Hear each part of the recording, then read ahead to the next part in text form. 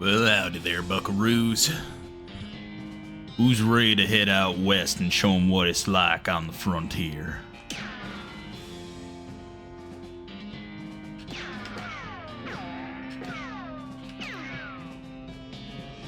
And let's see here. And a last name for Shazy.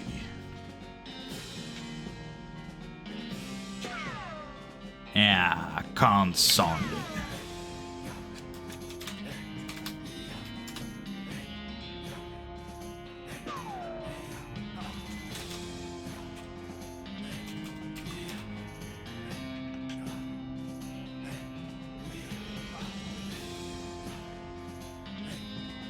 Alright. I think that's enough character creating.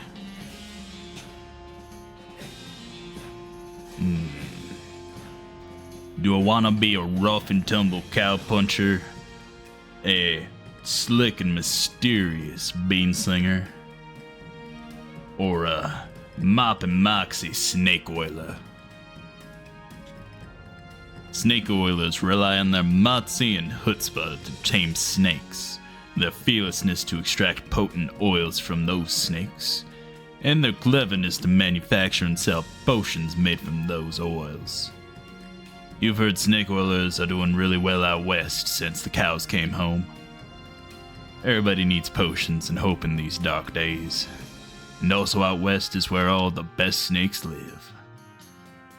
Hell yeah. Let's be a snake oiler.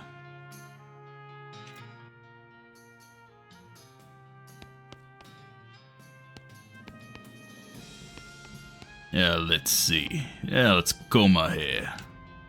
You comb your hair one last time. 1 XP. Hey, Russell, how you doing? Caw!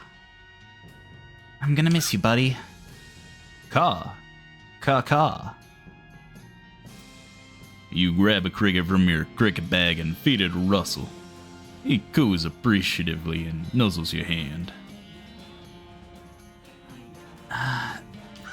Maybe it's time for you to leave too. You open your bedroom window, not pictured, and unlatch the door to Russell's cage. He winks at you, calls one last time, then flies away to the west. It's time to hit the trail. Goodbye, phonograph. You pull the needle away from the cylinder and stow the handle away. You read the spine of one of your books, The Journey to the Erie Gulch. Dad gave me this one when I was a kid. The Journey to the Ancient Hospital. I remember that one. Trouble at Grizzly Grove. Peggy Danger and the Secret of the Haunted Tower.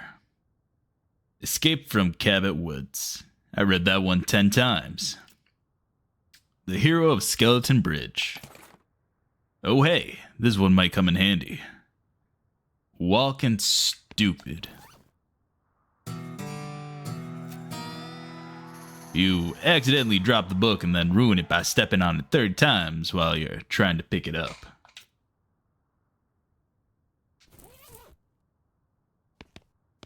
Oh, dear Lord.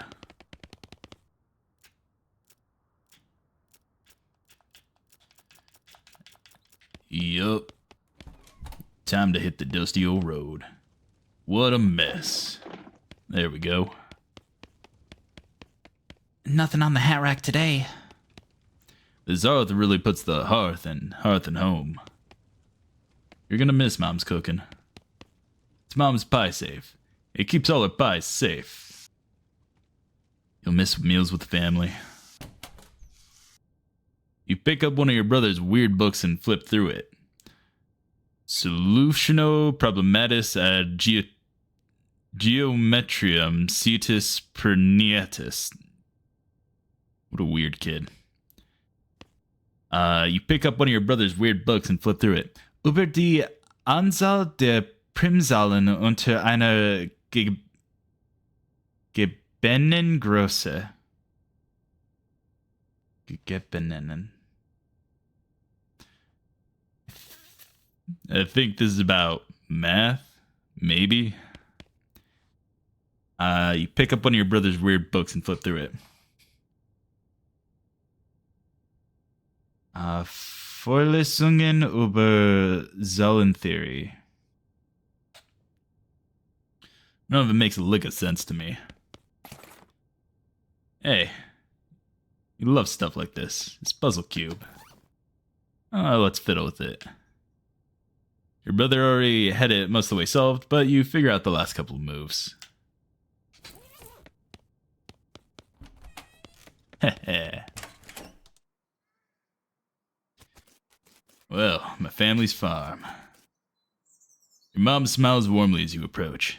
I'm leaving now, Mom. We're gonna miss you, kiddo. Oh, and before you leave, I got you a present. A present? Yep, it's that book you wanted for Crimbo. I know it's early, but... The one about picking locks? Oh boy! That's the one. Enjoy it. Locks and how to pick them. Please be careful out there. Write us a letter when you can. She hugs you. I will, Mom. Goodbye. You quickly memorize the entire book. After you're done reading it, you donate it to a local orphanage. Soon those orphans will be able to make their escape. Go, orphans, go. Your father morosely jabs at the haystack. That doesn't fit you, Dad. I'll grow into it. It's time for me to leave. Oh, God. His lip quivers a little. Listen, I want you to have this. It's your grandmother's briefcase full of snakes.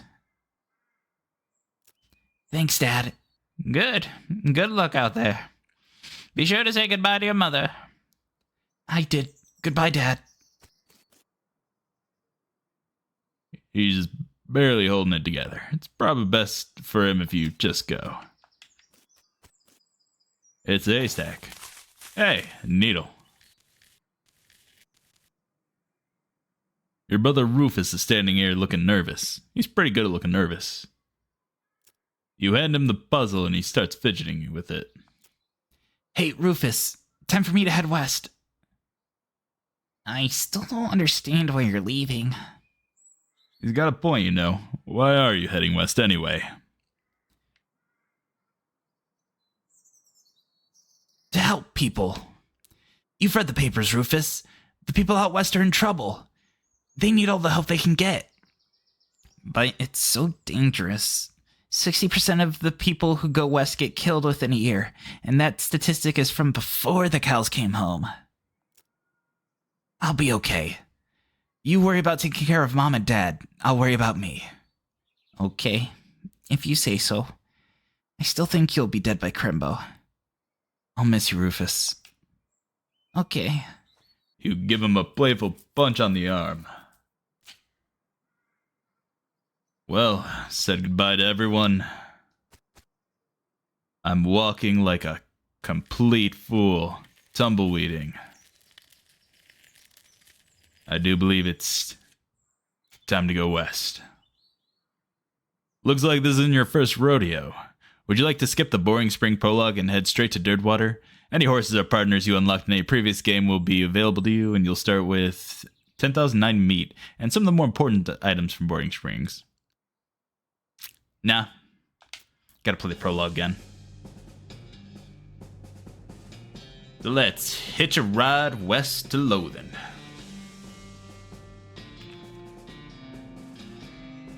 Or west of Loathing. Right, Loathing would be in the east.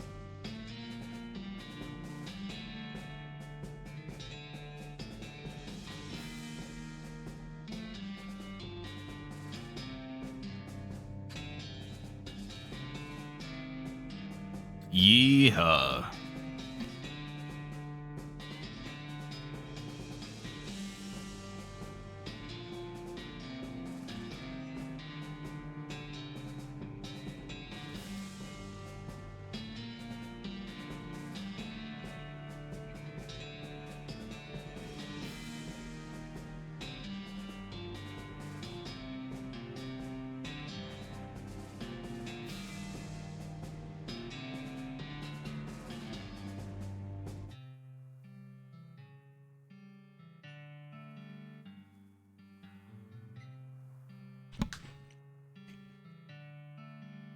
One second, I wasn't expecting the sudden transition.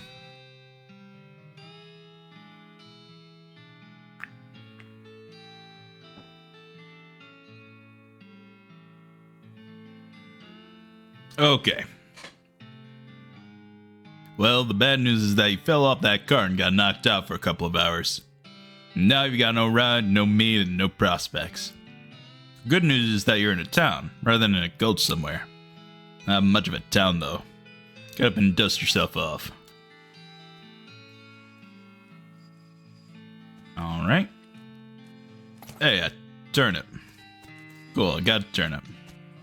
You wanna know a secret? Beg your pardon, mister. Ow. Alright. We're going to do... Ooh. You got a perk. Mostly scabs. Let's see what that does for us. What? Alright, that's stupid. You've been poked by so many cactuses their body has built up an entire extra set of skin capillaries just to deal with the constant tiny puncture wounds. You give +5 to your maximum HP. Excellent. Gross. Let's see, there's a saloon, there's a sheriff. Ooh, a trader. Close. Get lost. You approach the weird Cactus Man hybrid. He smiles at you. Howdy, Cactus Man. Howdy yourself. The name's Bill. Cactus Bill. Oh, what happened to you, Bill? Well, to be honest, partner, I drank too much cactus beer and it turned me into a cactus. Doc Alice warned me this would happen, but I didn't listen. And that's why they call you Cactus Bill? No, that's just a coincidence. Oh, does it hurt? Does what hurt? You know, being a cactus? Oh, no, it's actually kind of nice. Natural fermentation process inside the cactus part of me keep me pretty drunk most of the time. I guess it is my boring. Yeah, I bet. It wouldn't be so bad if I had something to read. You don't happen to have a newspaper or anything, do you? No, sorry. Excuse me. Well, if you happen to find one, keep me in mind. Will do, Bill.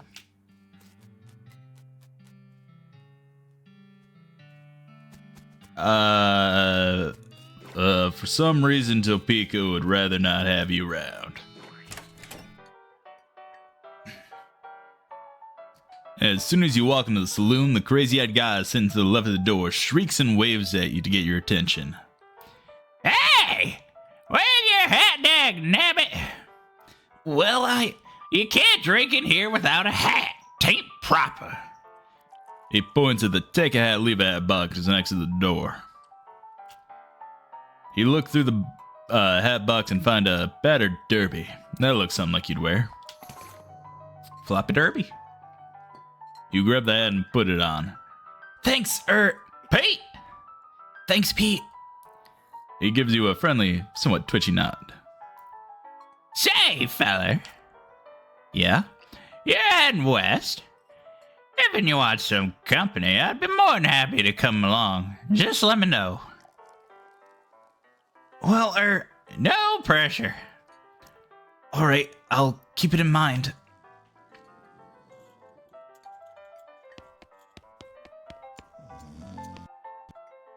It's a spittoon. People spit into it. You know without even looking in it that it's absolutely disgusting. Yeah, it's full of spit. Regular spit. Gross tobacco spit. Chewing gum, and it looks like a few teeth as well. It's disgusting. And the smell. Even from a distance, it smells horrible. Ah. Let's look closer. You are now in your hands and knees, peering into a filth-encrusted spittoon. I don't understand what is wrong with you. Wait, is there something shining at the bottom? You reach your hand toward the spittoon.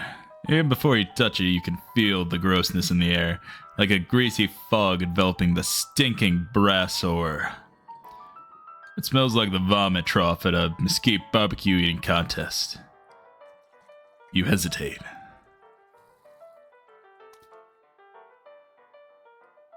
Never surrender. You plunge your hand into the awful soup. Makes a sound like glop. Your skin is burning. Your eyes start to water. Your fingers make contact with something. You pull your hand out of the devil's tureen slowly, not daring to risk splashing the contents all over yourself. You appear to have gotten some kind of ring. Probably some kind of disease as well. Congratulations. Got the nasty ring.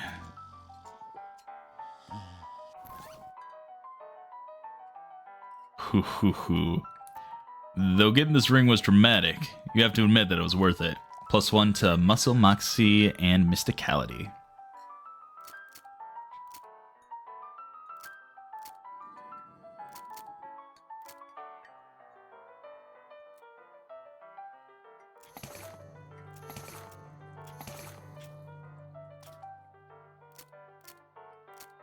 Cool. I want to save the turnip because I know at some point it can be thinged and thunged. These two are playing poker, or at least trying to. They keep looking back and forth from their hands to the how to play poker card that came with their deck, biting lips and concentrating real hard. You walk up to the bar and wait patiently for the bartender to notice you. While you're waiting, you see a sign taped to the back wall reading, "Reward for lost mugs, 25 mean each." Bartender finally notices you. Howdy, cowboy. Howdy, barkeep. Name's Nick. What brings you to our little backwater? Oh, the usual. I came out west to make my fortune. Not having much luck so far, though. Any work around these parts? Unfortunately, Boring Springs has more people in it than jobs. It's more of an errand town, if you catch my meaning. If you're looking for a real job, I'd recommend talking to the railroad people up by Dirtwater. The railroad? The Manifest Destiny Railroad Company, from back east. They're trying to run a line to Frisco and having a heck of a time doing so. And they're hiring? Oh, I reckon they're always hiring for one thing or another. Big company, that. Dirtwater? Dirtwater is interesting. It's far enough west that it's still more or less exempt from the rule of law, but not so far west that you'd be burned to the ground by the damn cows. Lots of opportunity there. She pauses for a few seconds, lost in thought. Yep. If I were a younger woman, I'd probably head that way myself. You mentioned errands? Yeah, this forsaken burg is always falling apart in one way or another. The hostler's always needing help since he hurt his leg, and that no-account sheriff could certainly stand to have somebody doing his job for him. Anything else? Well, I've got a goblin loose in the basement. Some cowpoke in from the gulch didn't wipe his boots off and got spores everywhere. I could probably handle a goblin. Much obliged. I'll unlock the basement door for you. Oh, and you'll need this. I'll take care of it. Howdy, I'm Nick. Howdy, Nick. I'm Horace. Nice to meet you. What do you do? I'm the town hostler. I don't know what that is. I'm the town's horse selling guy. Gotcha. How's that working out for you? Oh, these horses are just flying out the door. So business is booming? Nice. No, I mean the horse keep running away. I haven't sold one in ages. Oh. Is that why you're here drinking instead? Yep. And me being in here drinking instead of watching the horses is probably how they keep escaping. It's one of those vicious circle things. Well, I'm in need of a horse. Do you have any left? One. Kind of a boring one, but it's got 4 legs and a back to sit on. Come see me at the stable. I'll be happy to show you. Okay.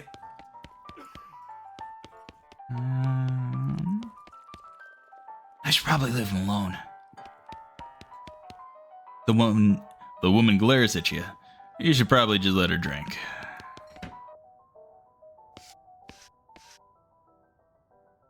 A crate of Nurse brand whiskey. Good for what ails you. I guess we never established your age. Good thing the legal drinking age here can reach the top of the bar. Nurse brand whiskey. A pile of old newspapers. Got an item, Boring Springs Gazette, April 20th, 1895. That's a goblin. We aren't touching him yet. Gross.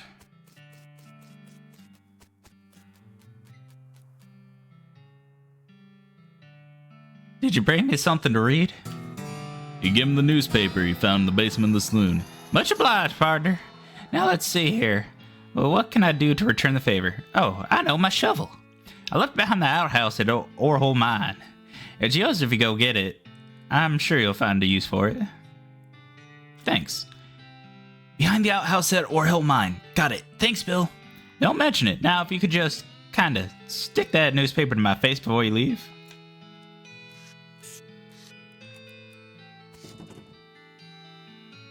Get lost. Alright. The stranger, welcome to Boring Springs. I'm the sheriff in these parts. The what? He sighs. The sheriff, okay? Blasted sign painters. Say, you wouldn't happen to be looking for work, would you? As a matter of fact, I am. Great, because I happen to have some.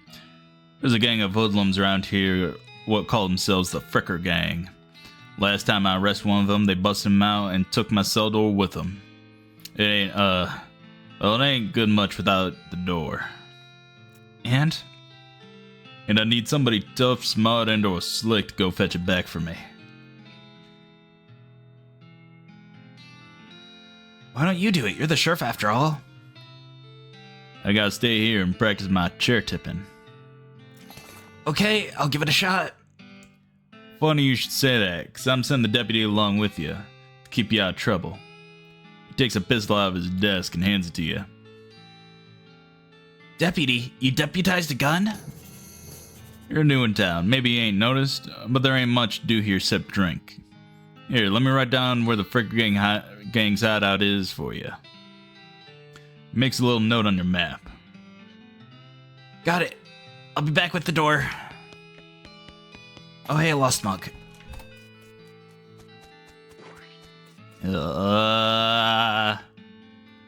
Afternoon, sir. What can I do for you? How's business? Oh, you know, every day I'm hustling. To tell you the truth, though, it's pretty terrible. All my horses keep running away. Oh, except for this completely ordinary one. That's rough. Maybe I can help. Oh, God, yes. Thank you. Please. I'd go fetch them myself, except for this injury. I'll give you 300 meat each for finding them. How many are there? 3. Here, let me see your map. It's pretty much always run away to the same places. He draws 3 little pictures on your map. Orhole Mine, Boring Springs Boneyard, and Thousand Snakes Gulch. Why these places? I think it's like environments that are thematically appropriate. Here, when you find one, feed it one of these oats. I should send it back here. How does that work? They're special pigeon-infused oats. Okay, will do. See you later. Cool, another needle. And another needle. Alright. Let's go to Ord Hill Mine first.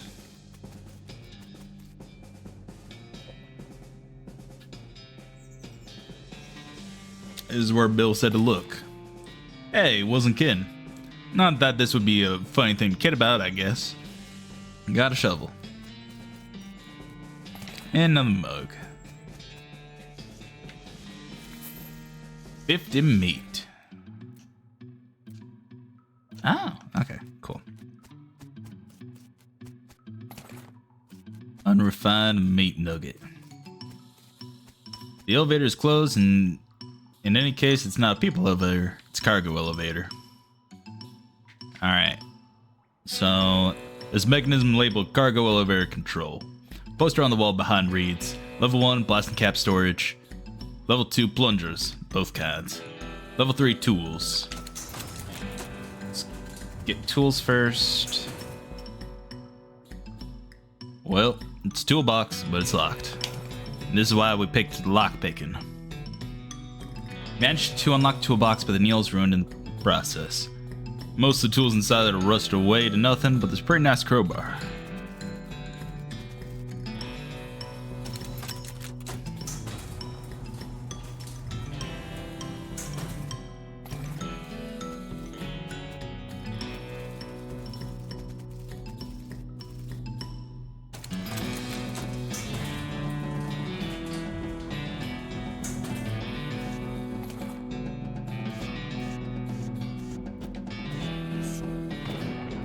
Kaboom.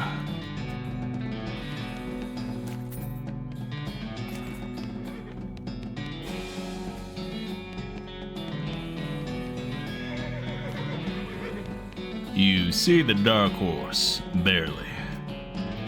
Hey there, girl. It's okay. I'm a friend.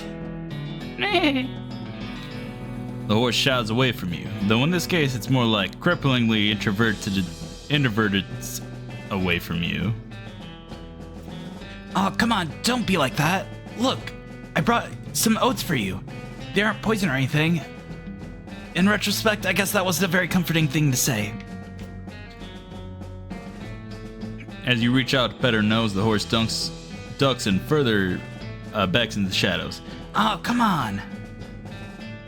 Take a handful of oats out the bag and hand them out to the horse.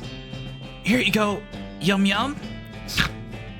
She sidles away from you warily and makes a surprisingly good attempt at hiding in her own shadow. Come on, please. Look, they're fine, okay, see? You take a handful from the bag and toss some in your mouth. Ugh. It's like the roughest, blandest breakfast cereal you've ever eaten. Still, it's better than dry cat food. Don't ask. You smile to show the horse that you're fine and realize that you've unconsciously turned around and walked out the door. Jeez, these are powerful. The horse looks at you warily as you re-enter with a cheerful wave. See? Perfectly fine.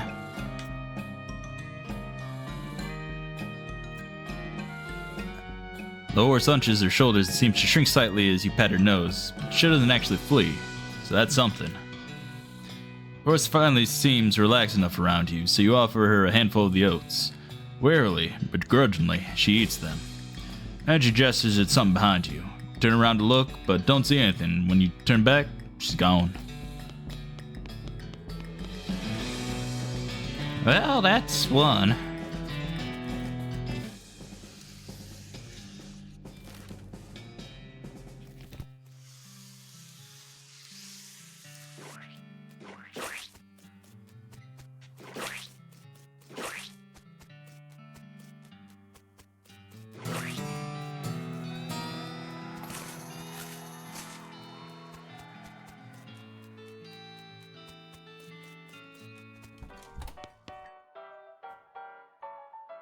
Howdy.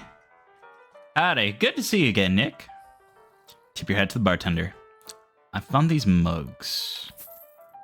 Much obliged. You hand in the recovered mugs and collect your bounty. Who's the lady? Who's the lady drinking out of a whiskey out of a beer mug? Well, that's Susie. She's a rancher from nearby, a real tough broad. I ain't recommend you pester her. Why's that? Lost her whole family to a cow attack recently. Got some pent-up frustrations about it. Ow.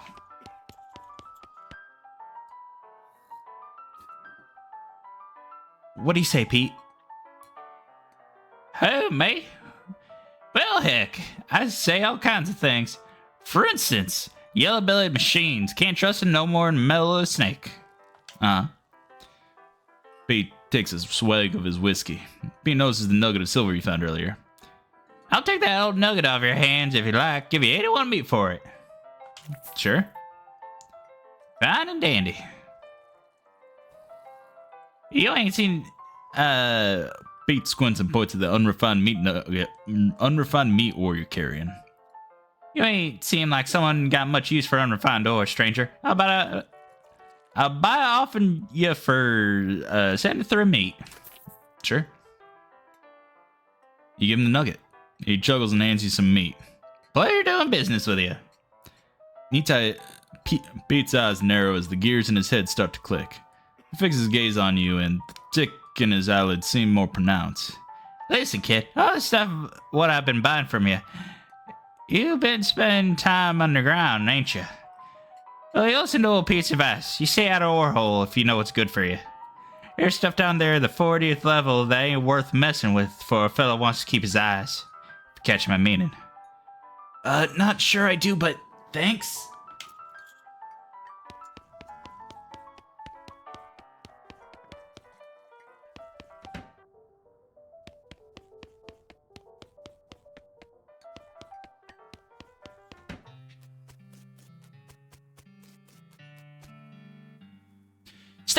Step right up, Braid's the name and trades the game. You're seriously down with his name's Braid. Howdy, Braid.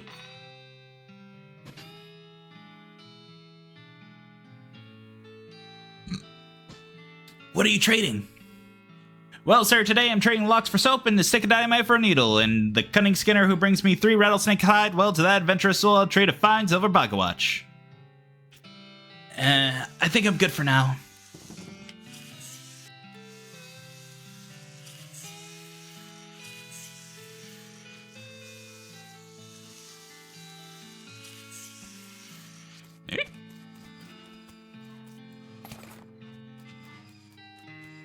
Broken board.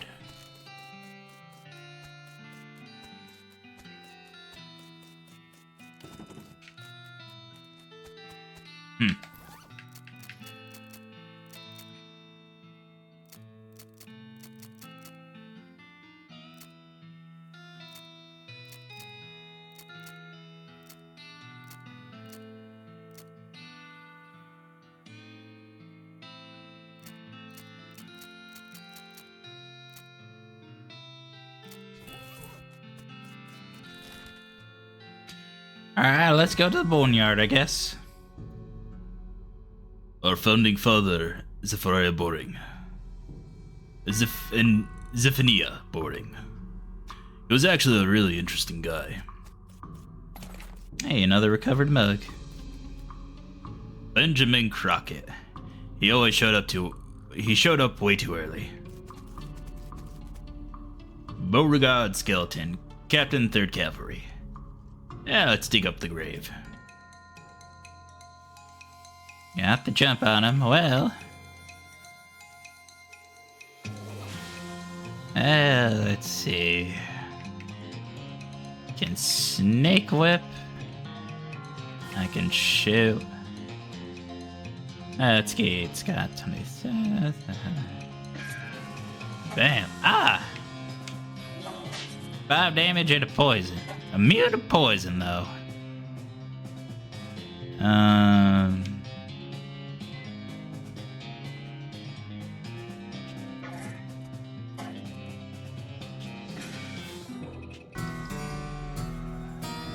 You put a stop to Captain Skeleton's unnatural animation. Yeehaw. Skill up. Look, Mox level 3. Got an old cavalry sword and a gold tooth. Let's see. 5 to 6. 5 to 6. This was in the ground for a very long time. Then in somebody's mouth for a very short time. And now it's in your backpack. Skeleton. You're not getting past it without a scuffle. Scuffle it is. Bam! Hacha! Victory. Skeleton collapsed into a pile of loose bones.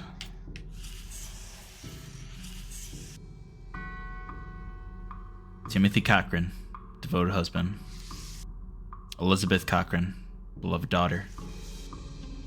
Silas Cochran, a baby.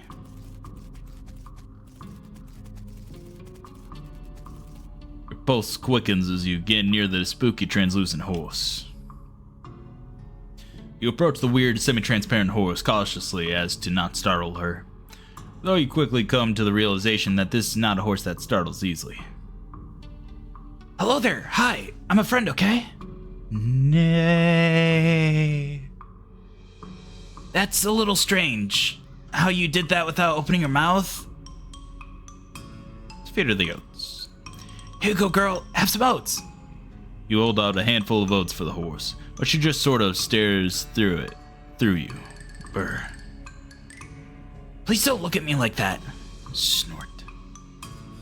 Pat her on the nose. You pat the horse's nose, which is very cold. If you were going to ride her, you needed an extra saddle blanket to keep your butt from freezing. Try the oats again. You hold out the oats again, but the horse continues to ignore them. What's the matter? Are they not spooky enough? I'm not sure how to make oats spooky. I guess I could put some bone meal on them, but I don't have anything handy to grind up bones with. Grave dirt? Winnie. Is that a yes? Weird. Okay. Sprinkle the oats with just a little bit of grave dirt and hold them out again. The horse gazes expressionlessly at them, then eats them. Nay. And with that, she glides away in the direction of town. Bizarre.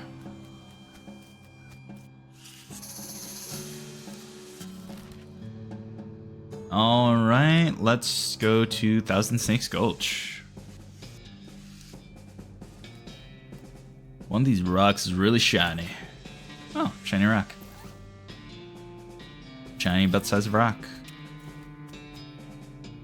The snake looks sleepy, but not that sleepy. Alright. One shot. You have slain a snake. Much before long, they'll call you Snake Murdering Nick. I get a venom and a medicine. Another snake? Well, I guess it's not called One Snake Gulch.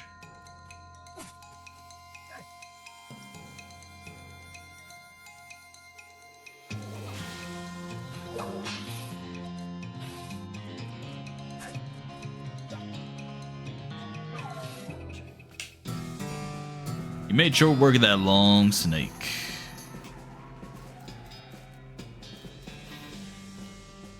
This snake looks really angry. You're gonna need every trick in the book to beat this one.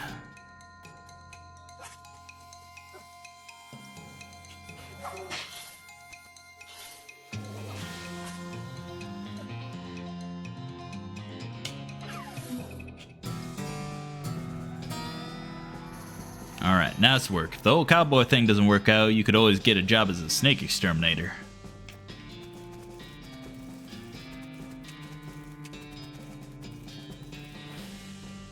This horse has gone snake crazy, or maybe he was some other kind of crazy before.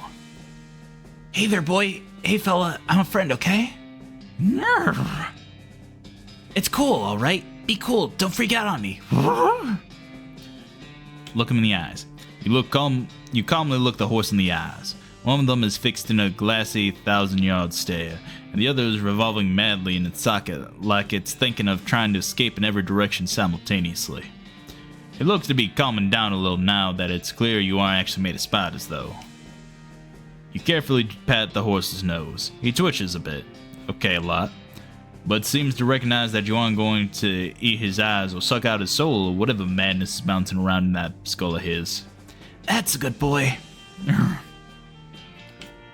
Are you hungry, boy? I've got a little treat for you. You feed the crazy horse some of the homing oats, and it gallops away with a whinny. Or rather, hopefully he's heading home and not into the 12th dimension. Cool. Okay, cool. I don't have to.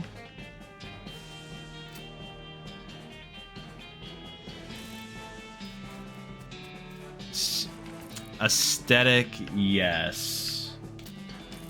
But darkens stuff up a little bit. That being said...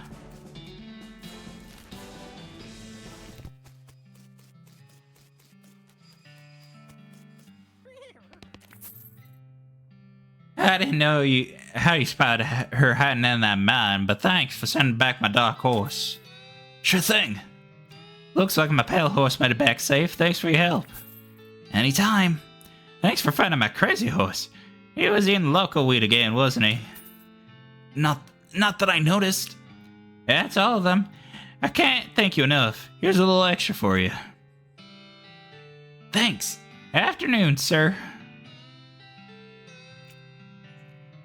You said something earlier about an injury? Yeah, busted my knee while mucking out the showroom. Don't ask how, it's embarrassing. I was gonna get Doc Alice to have a look at, but she gave up doctoring. Why'd you do that? Nobody knows. She just shut herself up in her office. Said she wouldn't talk to anyone except Nurse Whiskey. Is that an actual nurse or... I'm pretty sure she was just being sarcastic. Alright, well, I got some Nurse Whiskey, alright. Whiskey delivery for you, Doc. What brand? Nurse Whiskey. Your favorite, I'm led to believe? Didn't know she makes house calls. Alright, hold on. You hear a rattle as she unlocks the door.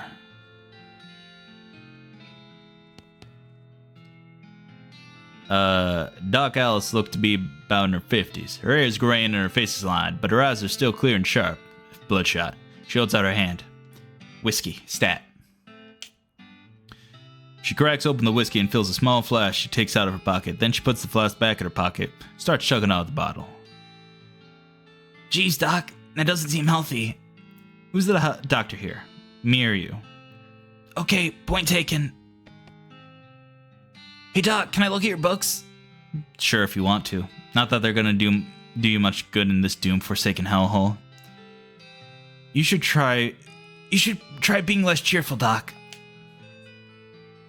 You survey the books on Alice's shelf. They're all medical textbooks except for a few. Legend of Curly's Meat.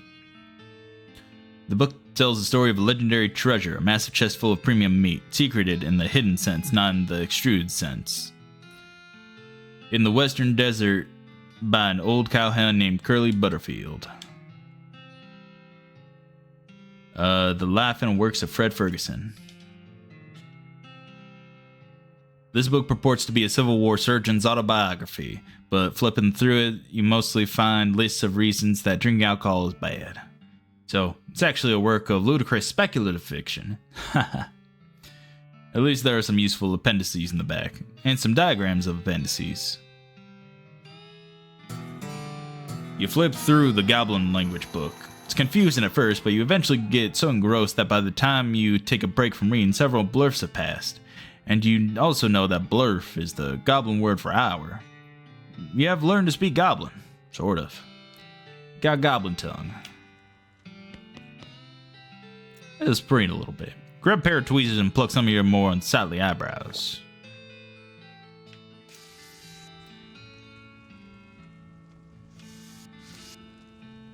Oh, wow. Shouldn't this be further away from the fireplace?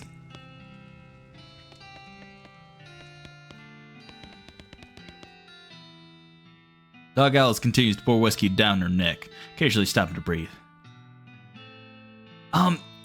Is everything alright? That depends on how fast I can get this whiskey into my bloodstream compared to how fast my liver filters it out. And I can't talk and drink at the same time, so... She glares at you meaningfully. So, what's the matter, Doc? What's the matter? The whole world's gone to hell in a horse cart and you ask what's the matter?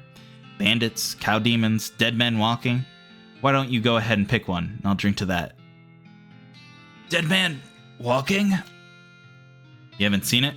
Corpses and skeletons staggering around like puppets with half their strings cut, looking to take a bite out of the living?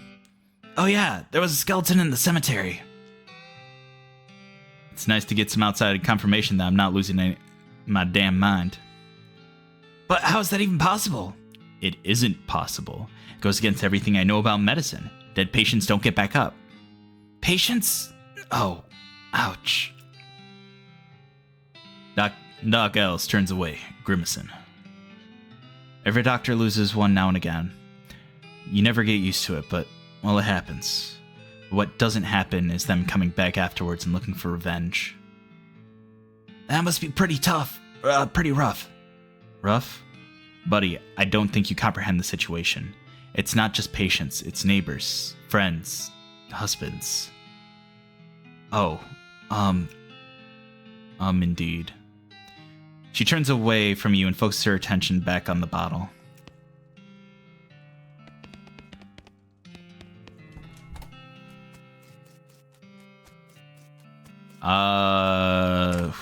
Boy.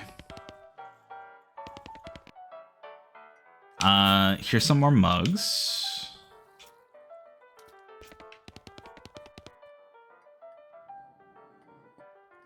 Are you Susie Cochran? How'd you know my last name? I saw the graves in the cemetery. Susie scowls bitterly and mutters into her whiskey. I saw it happen. Saw the whole damn thing, couldn't do nothing about it.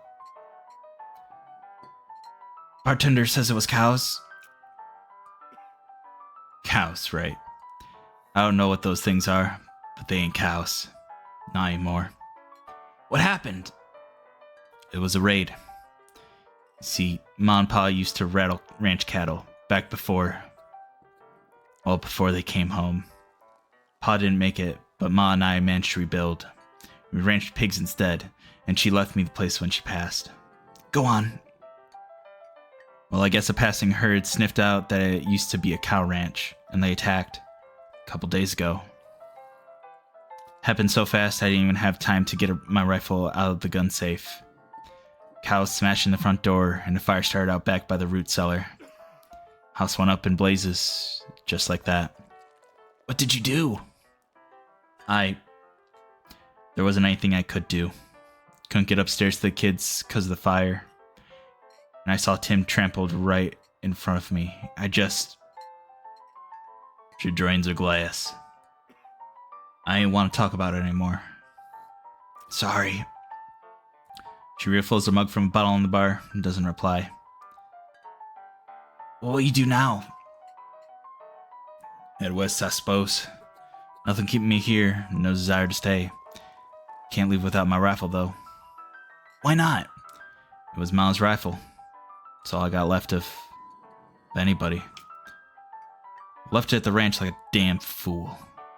Listen, can I ask you a favor? I need someone to go get it for me. Yeah, I'll go get it.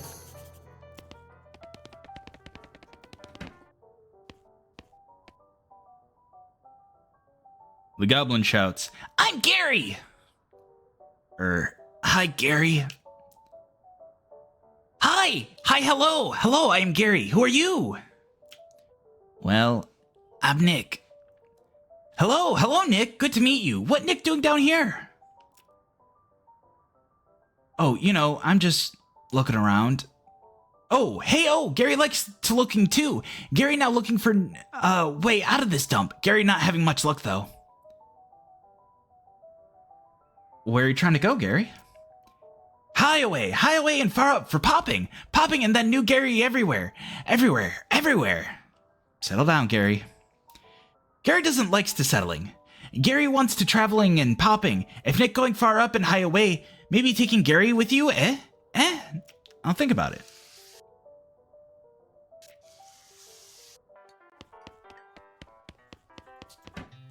Spoiler alert, we're taking Gary with us. Cochran Ranch, established 1891.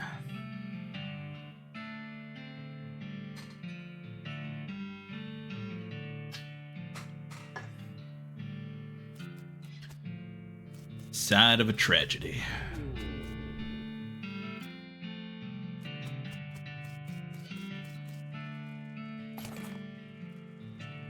Varmint skin and knife. Ah, shucks.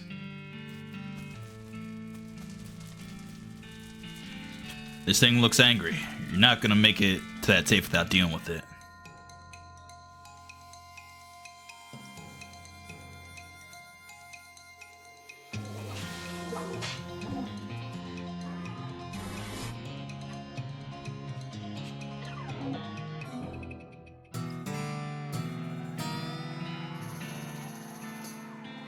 You feed that nasty cow skull floating in a cloud of flame.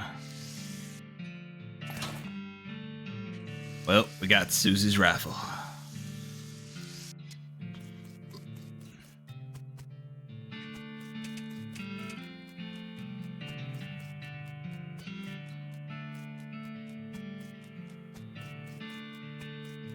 What a shame.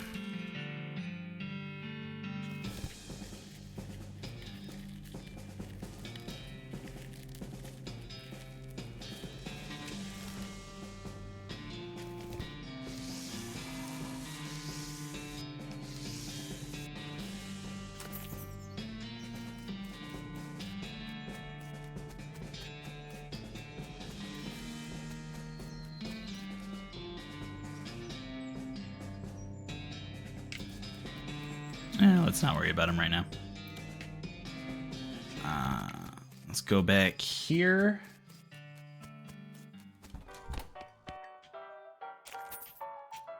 More meat. Found my rifle yet, stranger? Yep, here it is. Here she is.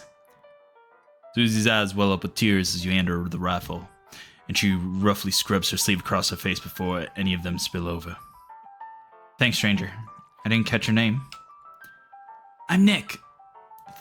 Thanks, Nick. Can't rightly say what this means to me. She looks at the rifle for a long moment, then looks back up at you. She sighs. Well, that's enough wallowing in misery. Time for me to hit the road. If you want me to tag along when you head west, You just say the word.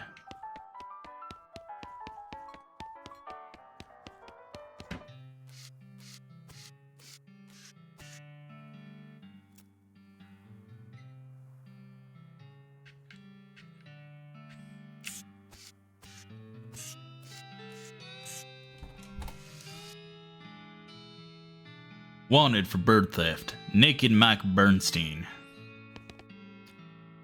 Help wanted. Wanted poster artist. Apply in person at the Yuma Marshal's office. Wanted. Bimmy Fricker. For face thieving.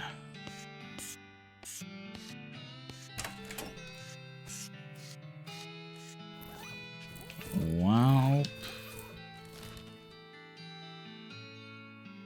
Now that we know that little bit of info,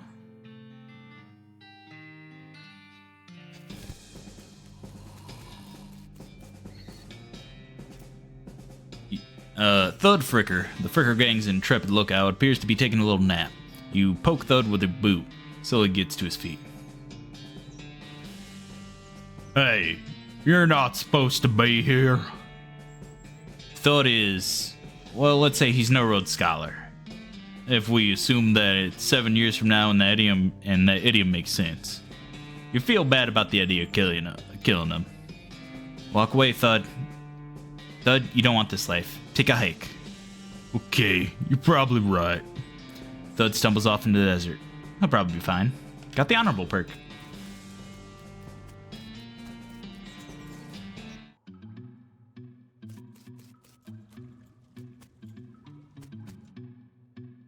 One of the Fricker boys is dozing in a bathtub. Psst, can you pass the soap? He mumbles and hands you a bar of soap before sinking deeper into both sleep and the tub. Cool. You cautiously approach the Fricker gang. They're pretty engrossed in their poker game, so it doesn't actually require that much caution. You hide behind a barrel and eavesdrop on their conversation for a while. The one with the eye patch is quiet, but you gather that his name is Snap. And the squirrely one is his brother Wimpy. What's your play here? Let's approach them and talk. Howdy, boys. Deal me in? The one without the eye patch raised an eyebrow at you. Who are you? How'd you get past Thud and Soapy? What do you want? It's Bimmy, your brother. He squints at you.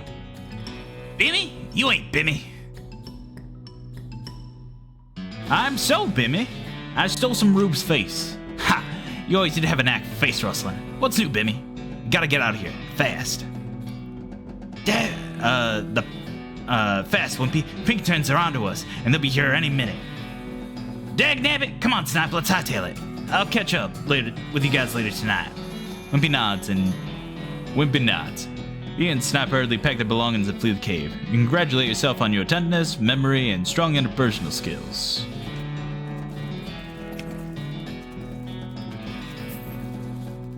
$50 more meat. The sheriff's door.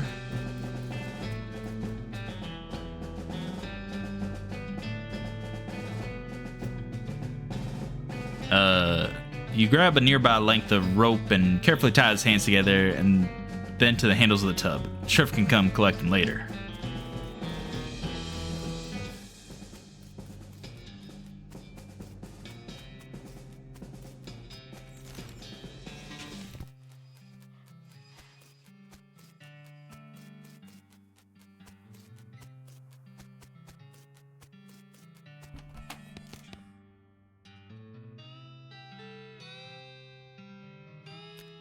What's the deal with all the TNT? It's so when I feel like I'm about to go, I can blow myself into bits so small there won't be nothing left to come back. That seems drastic. Drastic. Hell. No way am I taking the risk of becoming one of those things. Do you have any idea what's causing the resurrections? Well, I heard a rumor. A rumor? What is it? It's when you get incomplete information from an unverified source. Anyway, what I heard is that there's a fella out west that's causing it. A necromancer, they call him. Supposedly, he's sending magic out into the world somehow. Magic like the bean slingers use? I never heard of any bean slingers raising the dead, have you? Your scowl deepens. That'd be one hell of a can of beans.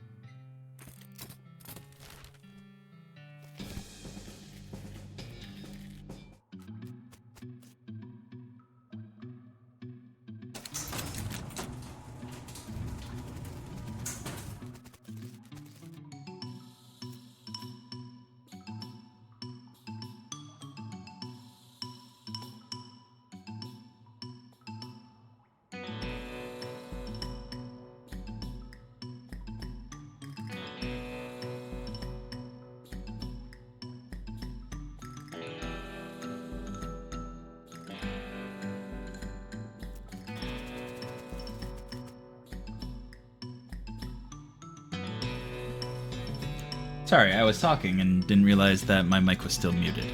Anyway, that hat is hard mode. So a no.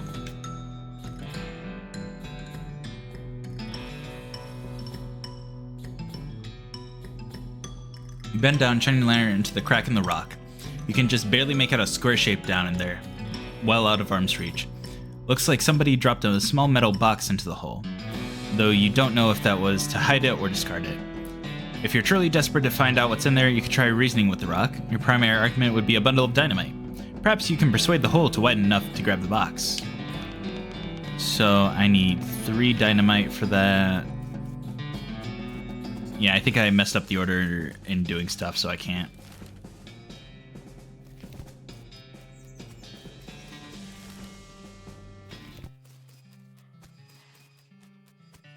Well, time to get me a horse.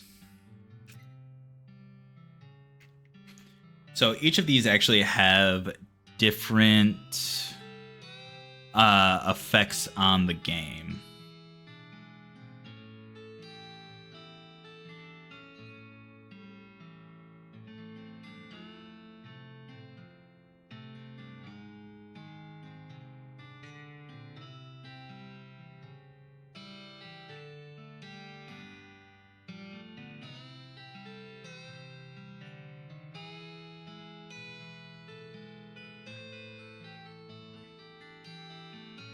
We're gonna go with the crazy horse.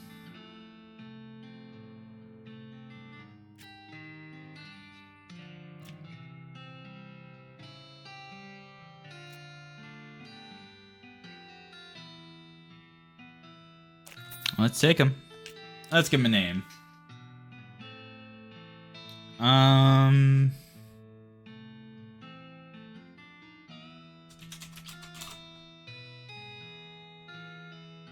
Nah.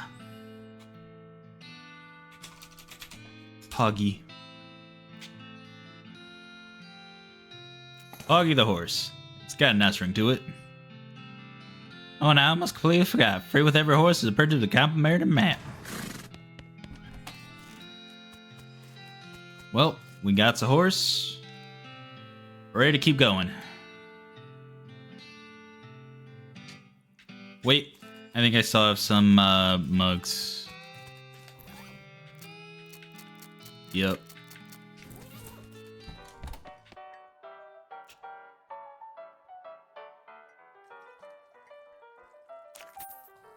Seven meat. And that's it.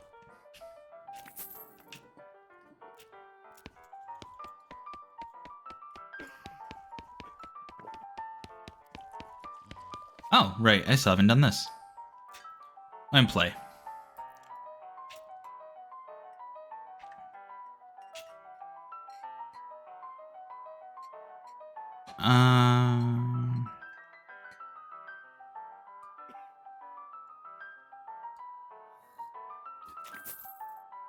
Explain that jacks are worth 9 points each, giving the guy on the left total 21 points. To the gal on the right's 20, and you're 25 plus a king, and the king represents oh, hey, look over there.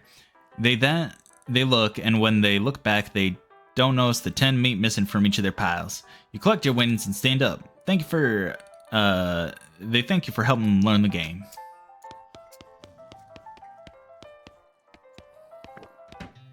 Oh, hell yeah. All right, let's go. And we're taking Gary the Goblin. You head back into the saloon's basement and smoke Gary out under your coat. One last thing before you go. Up until this point, I've been automatically spending your experience points, XP, for you. I'm happy to keep doing it, and I promise to give you a nice, well-rounded experience. Shall I keep it up, or would you prefer to decide for yourself where your XP gets spent? Okay, you can have the option of turning yourself into some kind of unbalanced weirdo if you want. Open your character screen when you want to spend XP. Alright. Hello, Dirtwater. Give me 1 sec.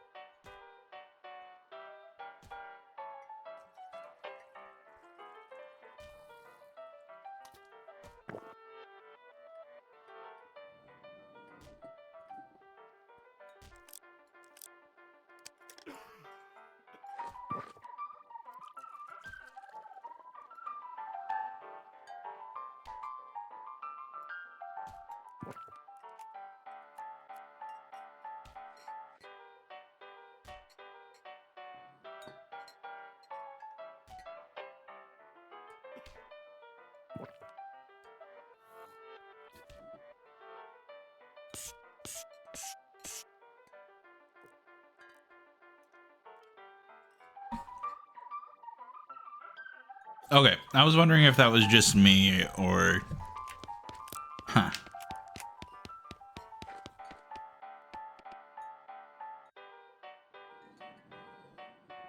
Let's go. This is a spittoon, which is sort of a brass bucket that people spit into instead of spitting on the floor. Because not spitting at all is not an option in this society, I guess. I say this despite knowing that you're pretty intimately familiar with spittoons already, sicko. Look, the Jewel Saloon is pretty nice as saloons go. Actual glass in the windows, more than 2 kinds of drinks, and a poker room instead of a cockfighting pit. But this spittoon is still a spittoon. The rancid tobacco spit inside isn't fancy rancid tobacco spit. Here we go again. Alright, fine. You are now hunkered down next to a brass filth bucket, which has probably never been cleaned or emptied because you're near the desert and the ambient humidity around here is pretty low. Low enough that the spit evaporates nearly as quickly as it accumulates. So that's good, right? No. No. Nah. That's bad. Because it's only the water part of the spit that evaporates. This brass bucket is half full of the rest of the spit. The toxins and filth that don't evaporate. Several years worth. Distilled and concentrated until the consistency of molasses. People aren't allowed to flick cigarette butts into the spittoon anymore because they bounce out. You're about to put your hand into a bucket of something the color and viscosity of maple syrup. Except instead of maple, it's flavored with the insides of the mouth of people who chew cigars instead of smoking them and have never brushed their teeth. Yeah. Lord. It feels like putting your hand into a bucket of lukewarm tapioca pudding. Except instead of tapioca, it's basically poison. It smells like someone ran over a skunk, waited a week, and then set it on fire. It feels like your hand is dissolving. Keep searching. You found something. You found a tacky, filth-covered porcelain cow figurine. A useless, disgusting thing that will make a great heirloom for your children, assuming you're still able to have any, and you hate them.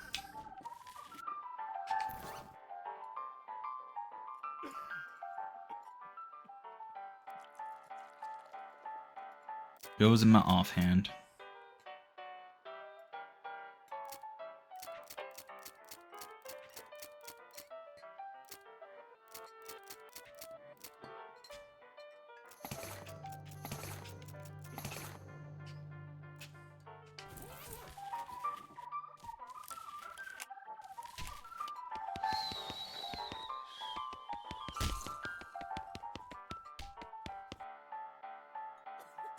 Well, howdy there.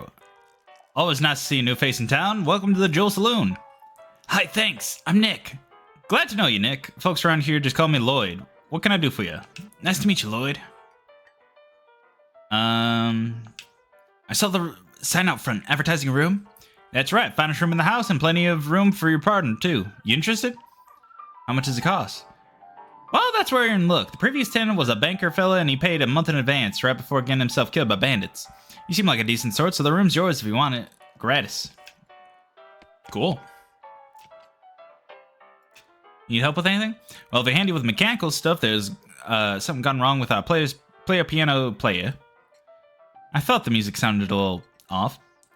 Yeah, it's not supposed to sound like that. I'll see what I can do. Thanks. I'd have poked around in him myself, but I lost the key. Try to fix him?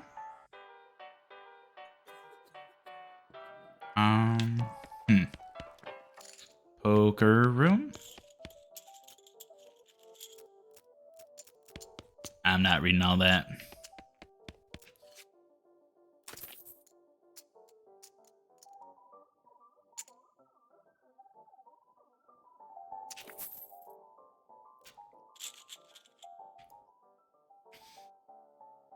You sit down at the poker table. A dealer emerges from somewhere in the back and sits down next to you. The lady to your right introduces herself as B, and the player to your left says his name is Jefferson. The dealer tells you the hand is 20 meat. You ante up, and B and Jefferson toss in 20 meat each. The dealer gives the deck a shuffle, then deals. A hand of cards glides across the table to you. It's a really terrible hand. 3 deuces of hearts and 4 aces of hearts. It's the first round. The pot is 60 meat, and you estimate your chance of winning about 20%. You pull 20 meat out of a very stylish pocket and place it in a table in front of you. Second round of betting, the pot is 120 meat, and you estimate your chances of winning at 20%.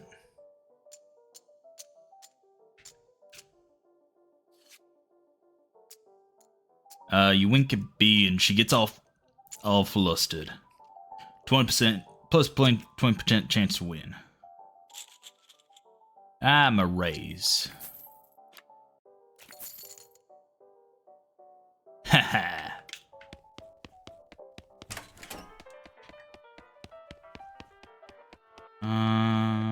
Stage?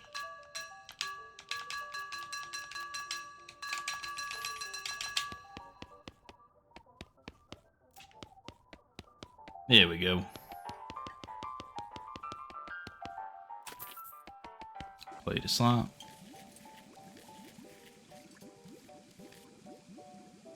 Hey, what are you doing in here? Employees only, bud? Oh, sorry, I was just, looking around. So you're the nosy type, eh? Well, I prefer adventuresome. As it happens, there's something you can do for me. I'm out of saltpeter and need someone to pick me up some more. Saltpeter? Isn't that used to make gunpowder? And other things. Look, who's the chef here? Me or you? Okay. Where can I find it? Your best bet's a military camp, because it's used to make gunpowder. Shut up. Nearest one is Fort Cowardice. They keep it in little green jars. Okay.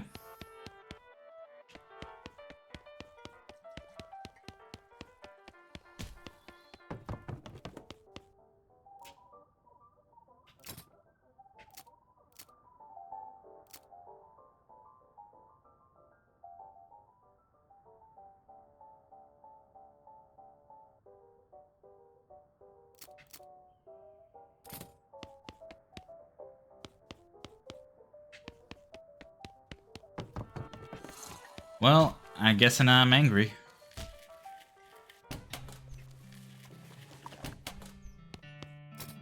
Hey, mercantile. Buy that.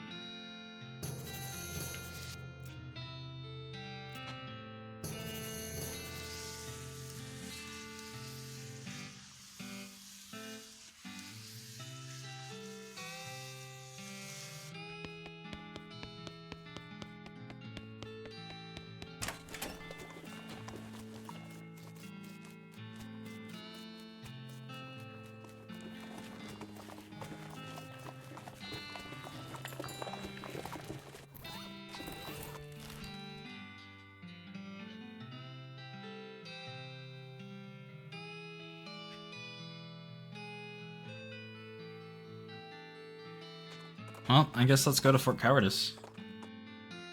You hear a rustling sound and trace it to a small gulch nearby. Peeking over the edge, you see a goblin rustling around the brush. Presumably, it's a gulch goblin rustler. I always kind of assumed that referred to a different sort of rustling, though. Looks up at you and makes some angry goblin-sounding noises. It's saying human. Hey, what? Down here looking. Stop it.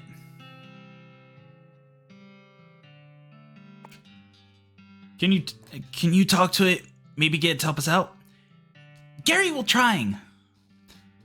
Gary shouts some garbled-sounding goblin talk that you can't follow at all, except the words human and, disconcertingly, lunch.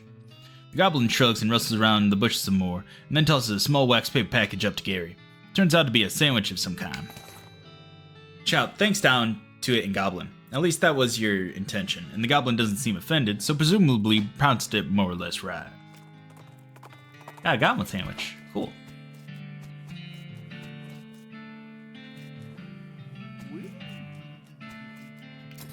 Wee.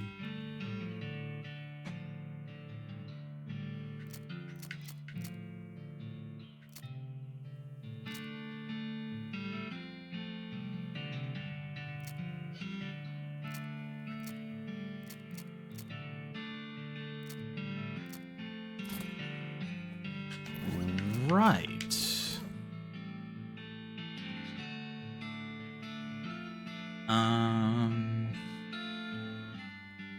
Poison you apply to enemies when you poison them. Cover increase muscle. So do I want buff or more poison? It's poison. Fortunately, you get so distracted thinking about new kinds of poison that you misplace the magazine.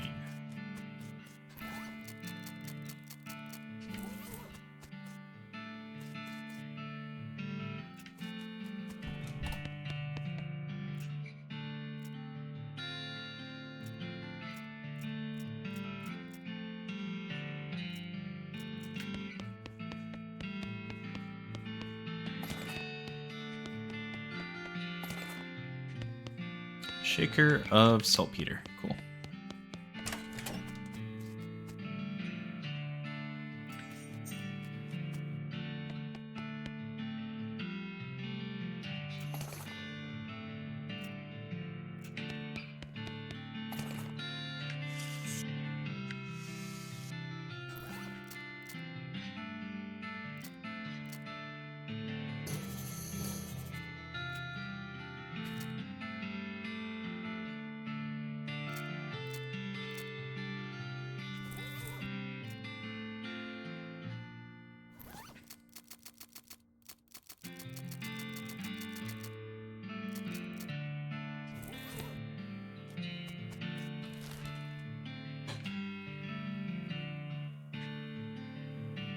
There's Fort all dead.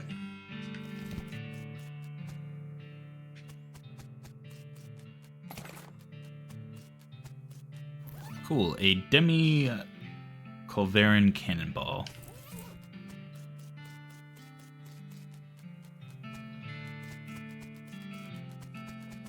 Ooh. Well, time to go back to Dirtwater at least. As you're riding along, you see some braided fuses sticking out of a nearby rock. Investigating more closely, and you see that somebody drilled a hole into the rock and inserted a bunch of dynamite, but apparently lost interest and wandered away without sending it off. Or maybe they were just out of matches. Well, more dynamite for us, I guess.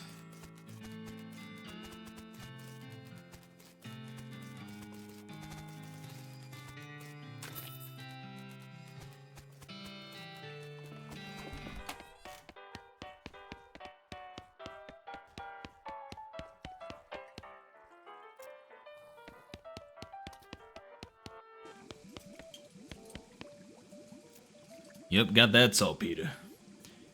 Okay, the next thing I need is a certain kind of hot pepper. It's called a murder pepper. Okay, I guess we'll wander.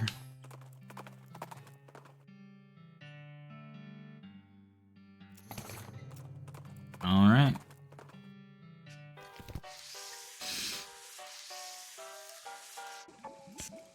Got the murder pepper. To the post office, I guess.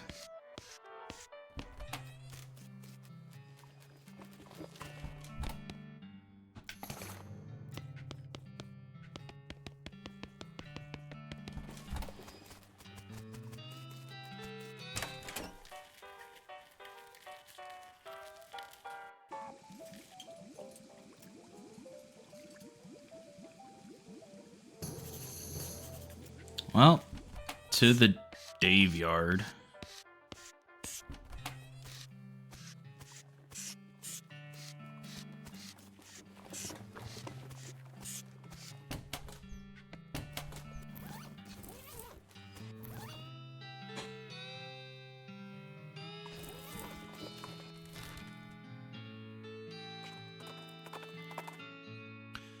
Out in the middle of the desert, you find an abandoned minecart sitting on a section of minecart track about 12 feet long, which starts nowhere in particular and ends even less of a somewhere in particular.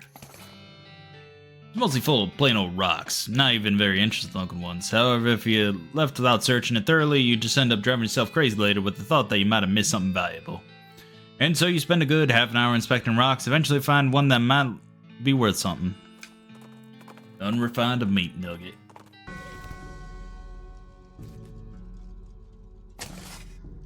Oh, brown boots.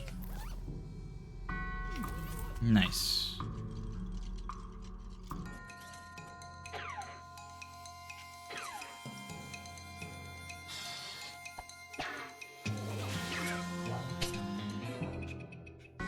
Victory.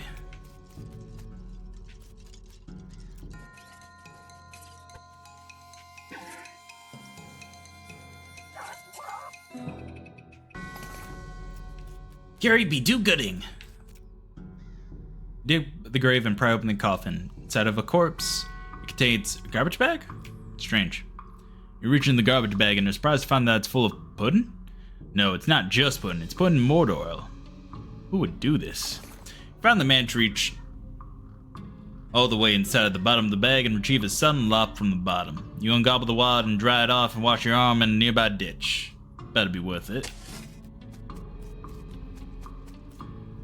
Dave L. died of a heart attack. See you in negative 36 years. He was looking to the sky to save him, and even the sky can't save a feller from 40 angry bears.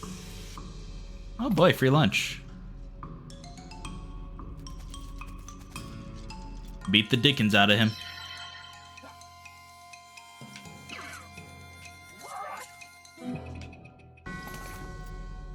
Oh wait, can I do stats for nerds? Yes, stats for nerds.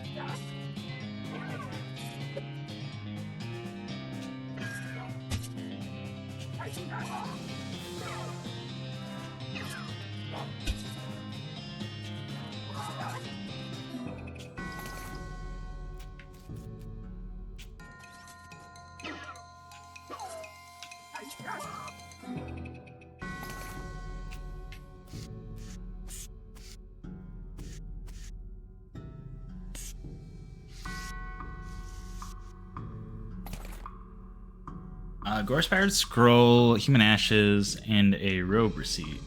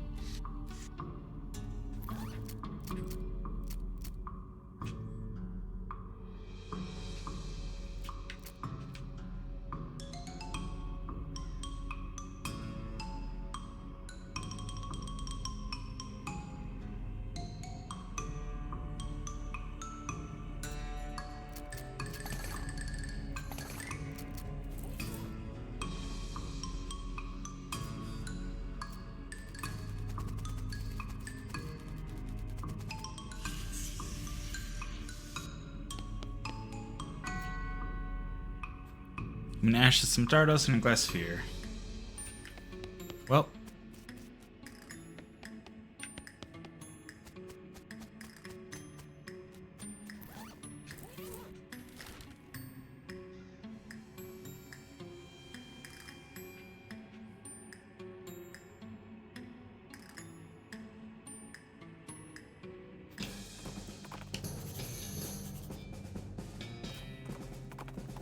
Discovered.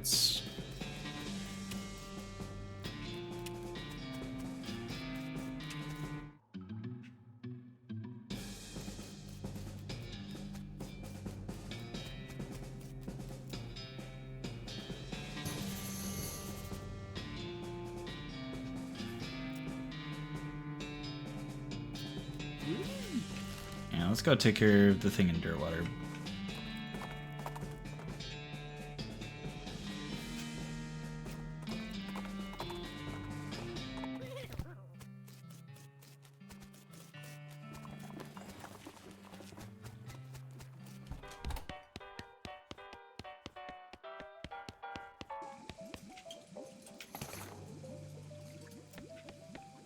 Sloppy top hat.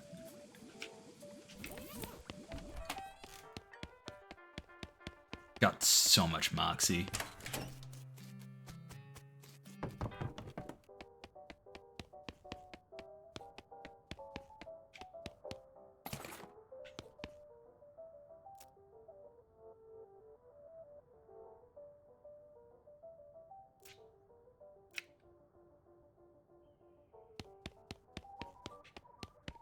Well, okay.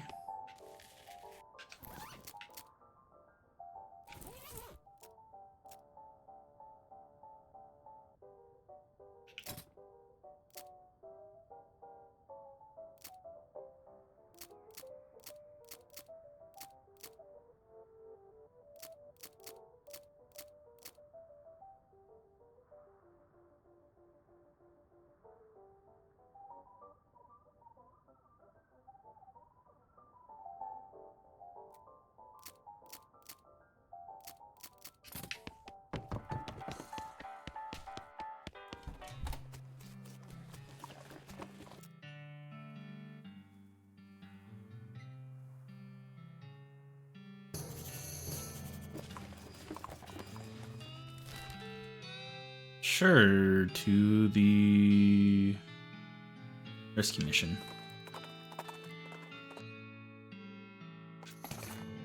Oh, cool.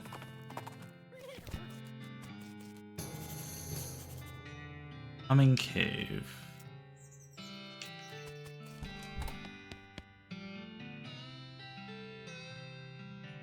Um...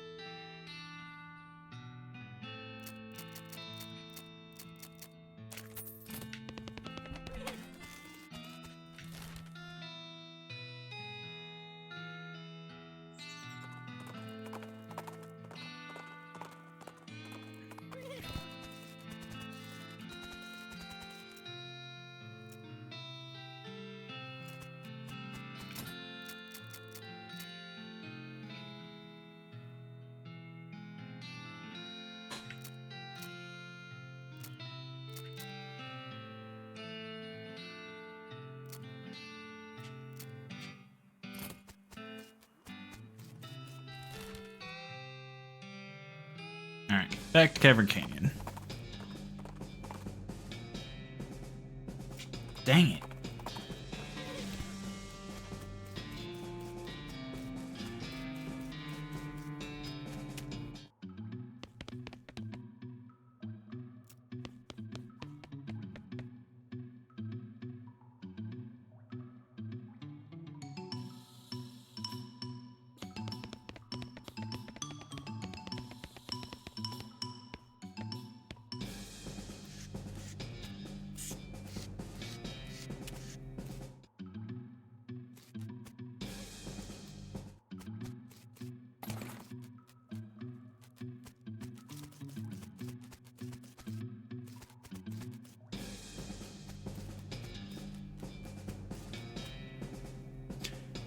You hear a horrible skittering noise, followed by a scream, followed by more horrible skittering noises, followed by more screams, followed by some rapping noises, followed by some muffled screams.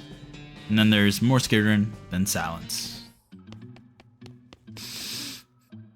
Ah, yes. The gang has been prepped for spider's consumption. You stack the cocoons on the back of your horse, except for one, which Gary offers to drag, and head back to Dirtwater Jail. Is that the Stripey Hat Gang? What happened to him? They had a run with the giant spider of justice. Fortunately, the reward is for results rather than explanations.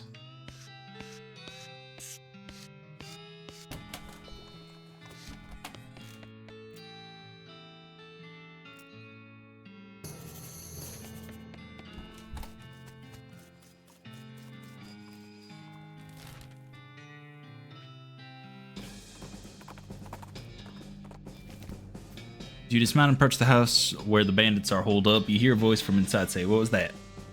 Looks like you're gonna have to be sneaky if you want to avoid a full-on fracas. Alright, Sneaky was my middle name.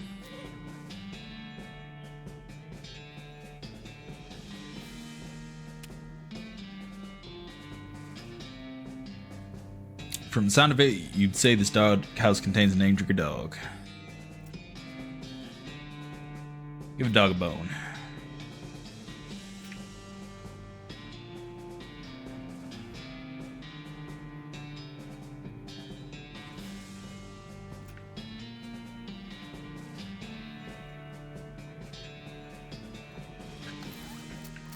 Well,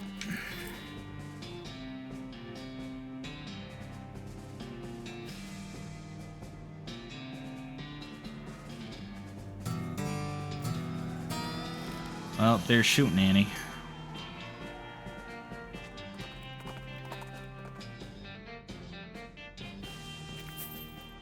Ooh.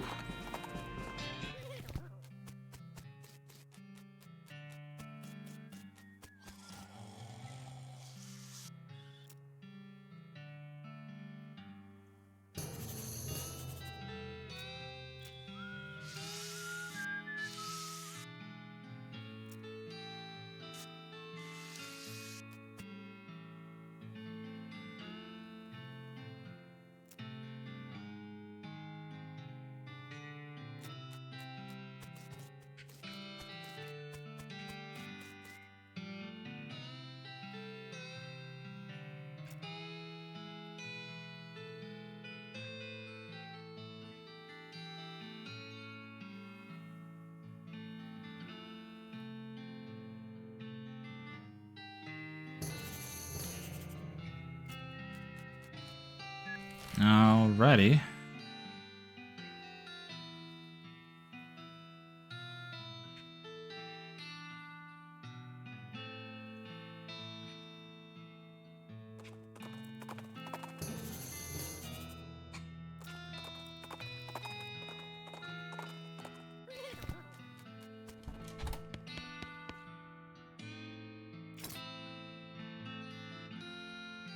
Yes.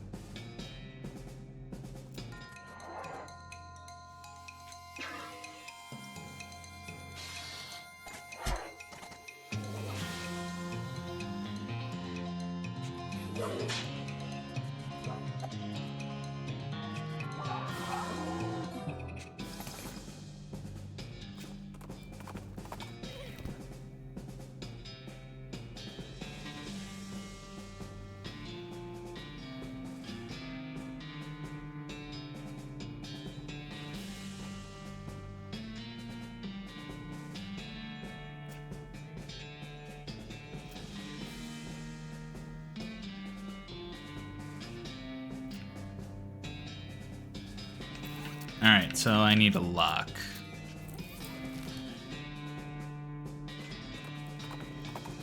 Wonder if button wheels. That trail, you see a covered wagon and a small family of settlers who look upset. Folks, okay? We're on our way to Dirtwater, but our wagon went and broke down on us. That's rough. We're liable to get attacked by bandits out here, or snakes, or coyotes, or ghosts, or other things that basically live exclusively on strange travelers. Let's give them a ride. 2 horses hitch the wagon. Why don't you just ride the horses? You know how to ride a horse, don't you? Just ride Dirtwater. But those are cart horses. Whatever.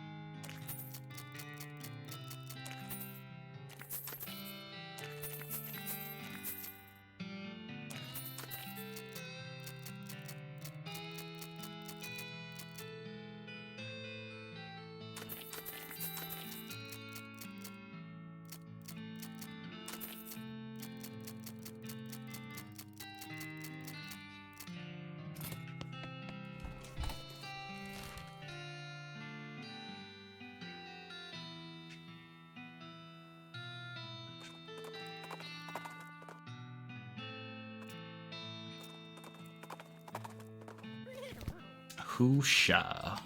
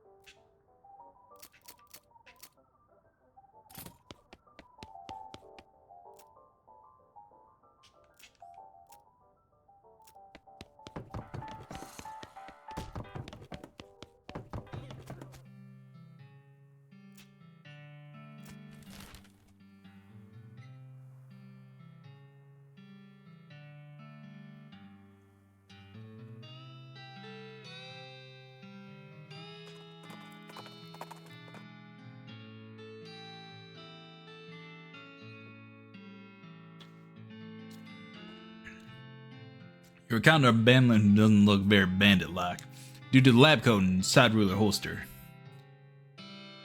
Fortunately, she's also wearing the standard black bandit hat, otherwise you might not have been able to tell.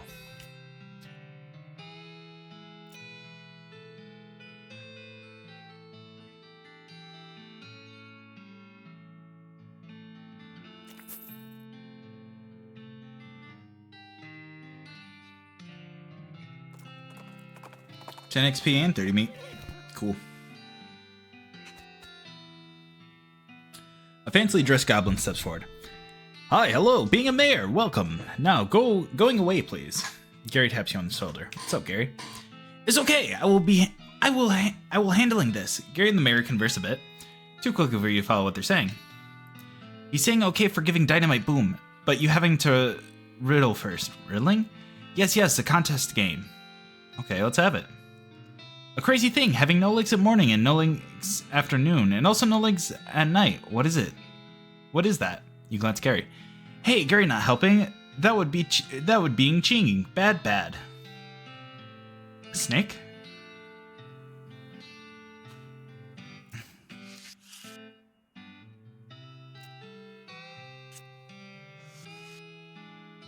An egg? Okay, yes. Egg having no legs ever, correct. Well, except if hatching into something that legs having. But then it's not egg anymore, so who caring? Okay, sure. Next riddle. More eating, lighter getting, shorter living. What am I? An egg?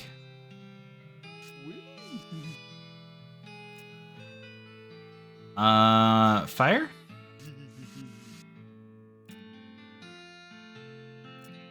Mayor? Okay, yes, I am a mayor. Correct. Hooray. Okay, one more riddling. Ready? Yep.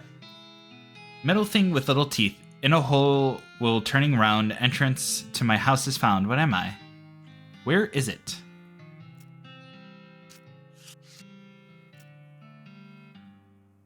An egg?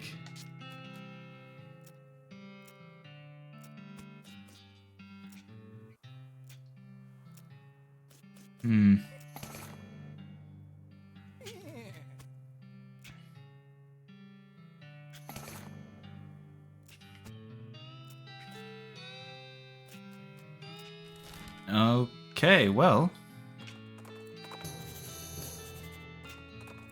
Destroyed campsite.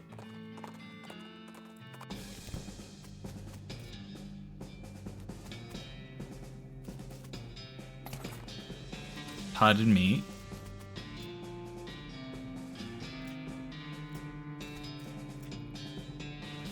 Follow the cow tracks for 100 yards or so, after which they suddenly stop. Damn.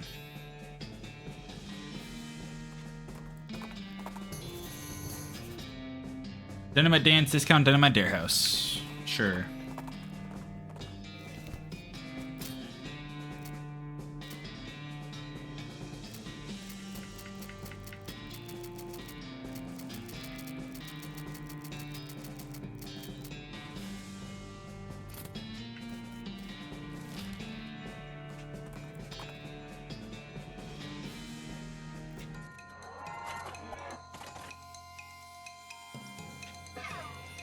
Hugh.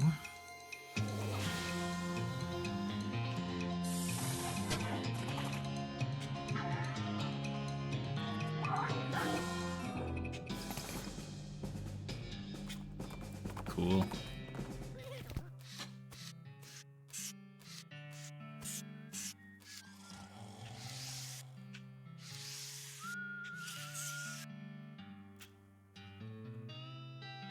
And look, finding your supply of dynamite, the passengers are getting restless. Yep, here you go. Good. Perfect. This will do the trick just fine. Hang back for a bit while I get the fellow to set up the charges, and I'll let you do the honors. Smee consults with the other workers, and they inspect the rocks for a time. Eventually, one of them shrugs, pushes the whole crate of dynamite up next to the rocks, and wires up a detonator. Cool.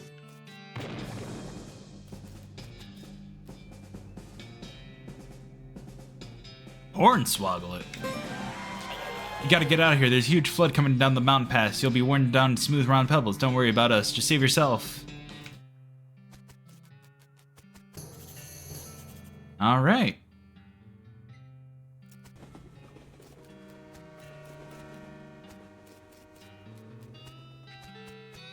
Well.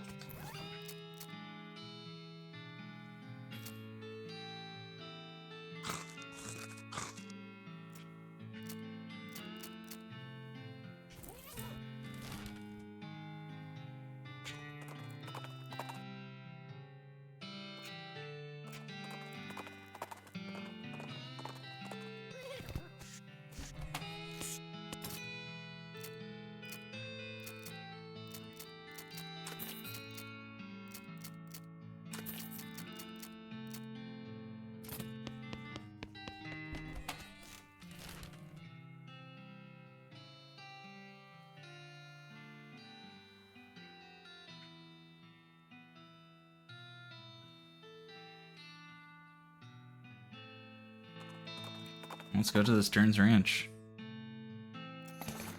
Hard tech, smelling salts, and chemical bullets. Needle. Needle. Needle. I need safe cracking. Cool.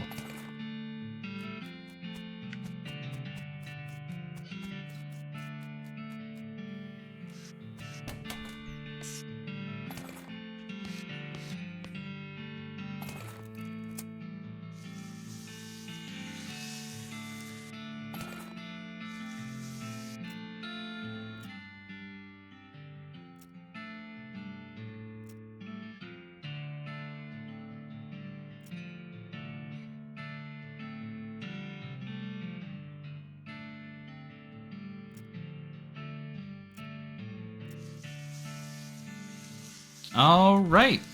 The whole time.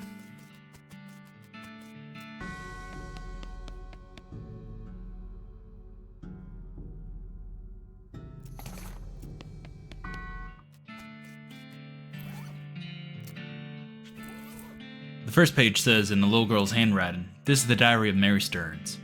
The A and I and dairy are crossed out and IA written above them. The diary starts out as typical kid stuff. You flip ahead until you notice the writing getting shakier. Found a dolly under a cactus out back, and she told me her name was Grace. Mama and Papa don't believe me that she talks. They say I got a big imagination. Grace says the cows are gonna get us, but Papa says we'll be okay, cause this weren't never a cow ranch. Grace says he's wrong, but Papa won't believe me. Grace says she can keep the cows away, but I have to play tea party with her.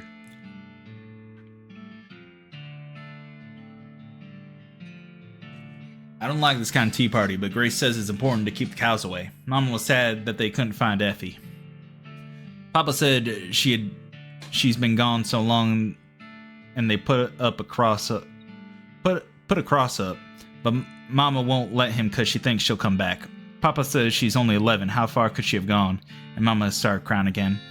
Don't want to play tea party anymore, but Grace says it has to. Papa was out 2 days looking for Joey, but of course he didn't find him.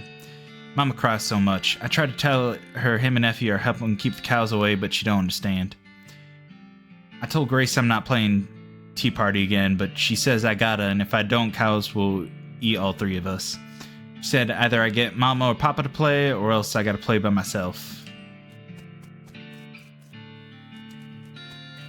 That's messed up. Lasso, full canteen.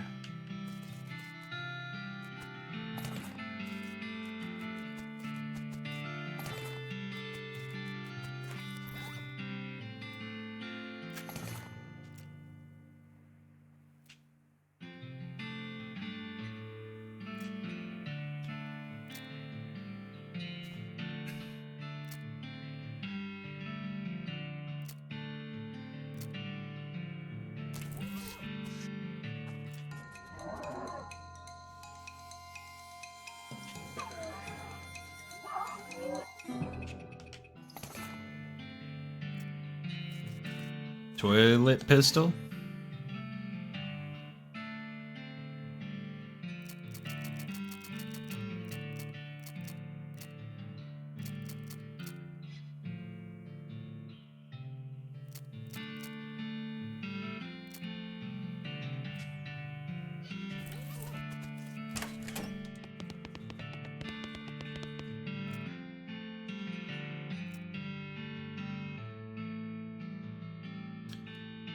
Grace sleeps out of the toy box, laughing maniacally, and climbs the ranch house's ruined chimney. She turns towards you. See you soon! She leaps to the ground behind the house and scampers off to the northwest. It's probably fine.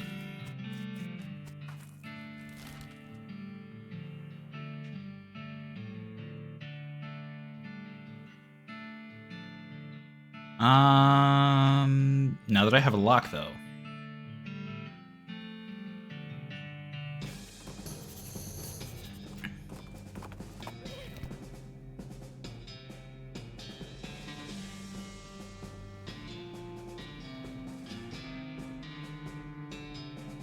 Going so slow.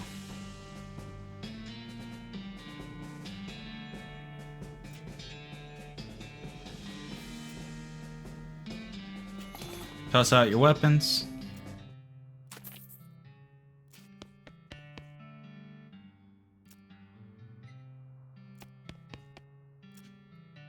Black Hat Bandits, Old Millinery.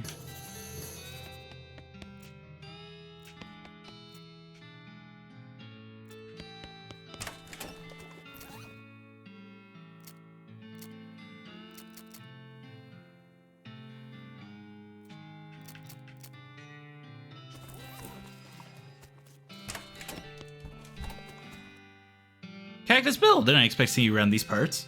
Well, I gotta admit, I got a little envious when I saw you leave Boring Springs, and I figured I'd hitch a ride out west to see what I could see. And just look at this place. So much hustle, so much bustle. There's a lot of both of those. Hey, nice pot. Thank you kindly. So what's new? Well, to be honest, what's new is a profound sense of longing and loneliness. Sorry to hear that, Bill.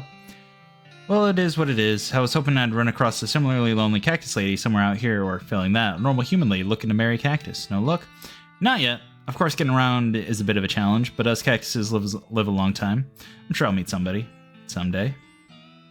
I'll keep an eye out.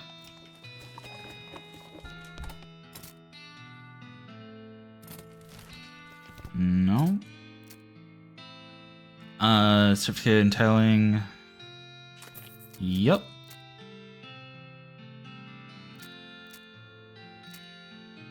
Bandit pistol, bandit pistol. Deputy pistol.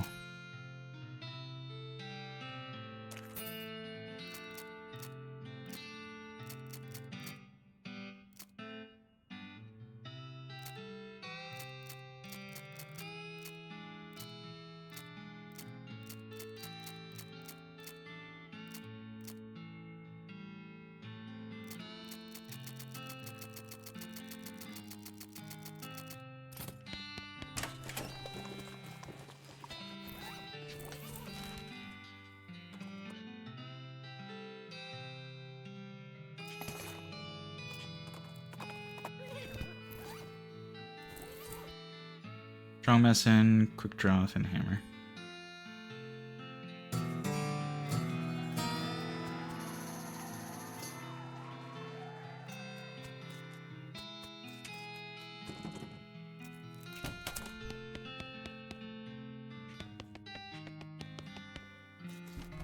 Another spittoon. A spittoon, at least it looks like a spittoon, but it's next to the bed. It might actually be a bedpan. What, really? I mean, if it's just a spittoon, that's bad enough, but it might be a bedpan. And that would be way worse. I feel like maybe you aren't getting what I'm saying. We're talking about an object that someone probably uses when they wake up in the middle of the night and can't be bothered to walk to the outhouse. And the best you can hope for is maybe they only use it to spit nighttime tobacco juice into. In which case it's only full of rancid, congealing tobacco spit. Are you even listening to me, or are you just sort of skimming past the text? Bedpan. I'm pretty sure there's treasure in there, and you aren't stopping me. Bedpan. Shut up, I'm investigating. Okay, fine. Have it your own way. Your own filthy, disgusting way. Turns out to probably not be a bedpan, but it's definitely a spittoon, and it is definitely filled with rotten brown spit. Fish around in it. What is wrong with you? Bite me! Oh, good God. Okay. You plunge your hand in up to your wrist. It makes a gloop noise and breaks the thin skin of congealing toxins that was previously keeping the dial smell in relative check. Now you are choking in a miasma of oily, bitter, charred stink. You know that feeling you get when you're about to puke? How you get that taste way back in the rear corners of your mouth? That metallic tang and by the root of your tongue that you're sucking on a corroded penny? Found a filthy, slime-covered old brooch. Are you happy? I bet you're going to put it on without even washing it first. God damn it. What do I have? +1 armor. Search for secrets. Instant grits, plum pudding.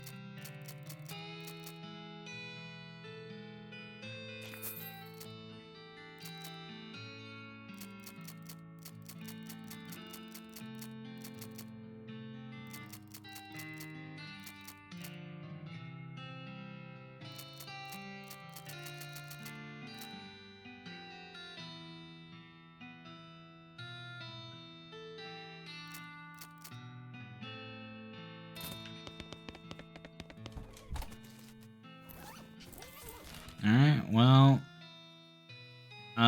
looks like we're going to the Potemkin gang's hideout.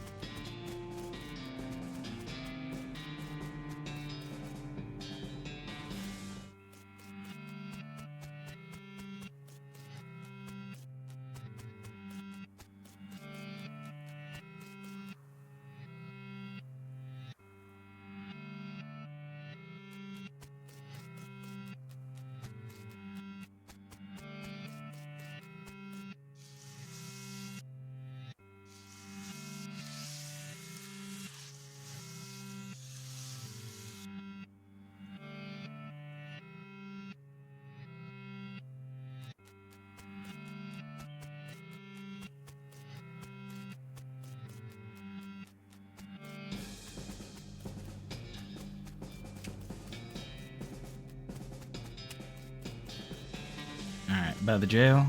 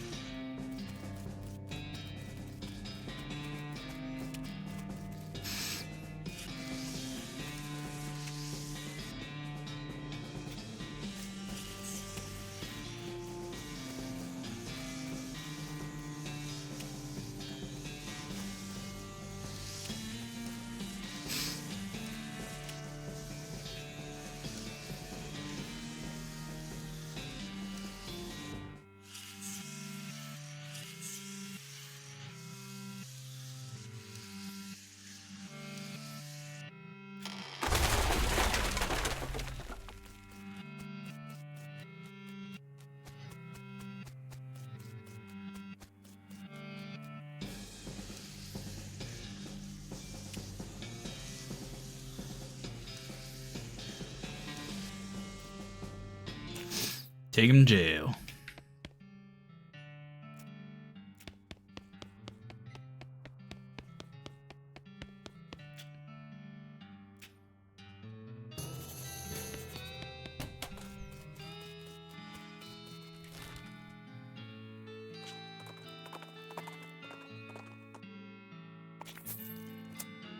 Cool.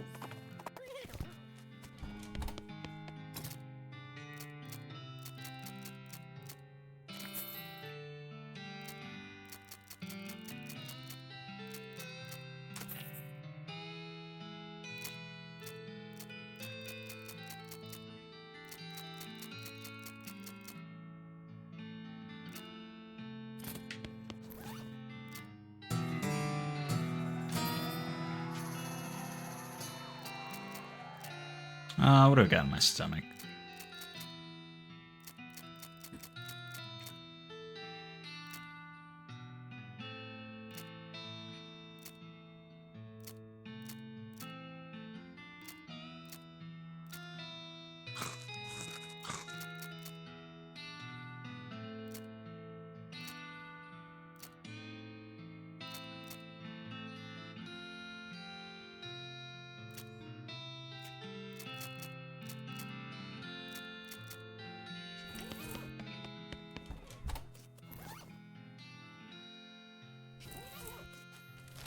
Alright, so I need 300 meat, but I feel comfortable going to things now. Give him a rat of dirt water. It's XP.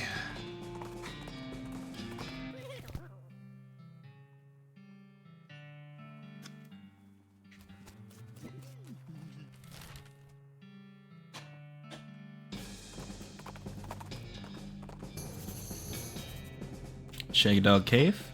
Cool.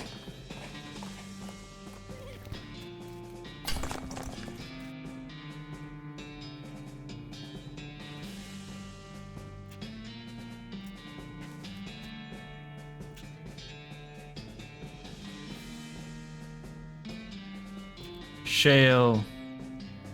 Powder. Ferrous resin. Measure it.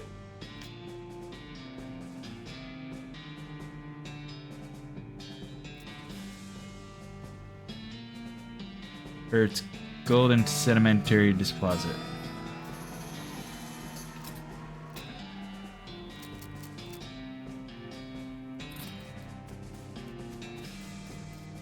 Cool.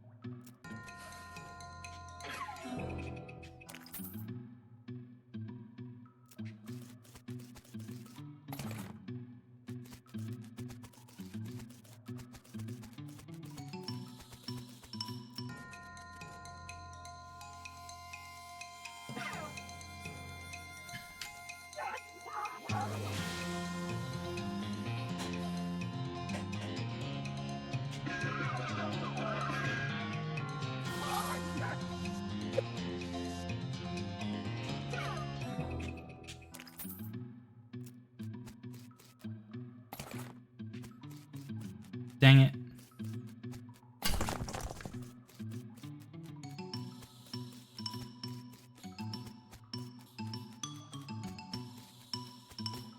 Oh well, it just means I can sell it.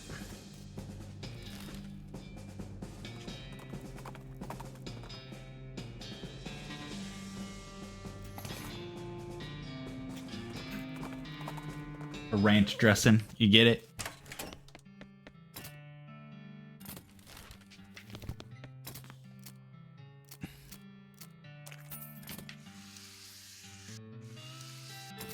Oh wait, I actually have enough now for this.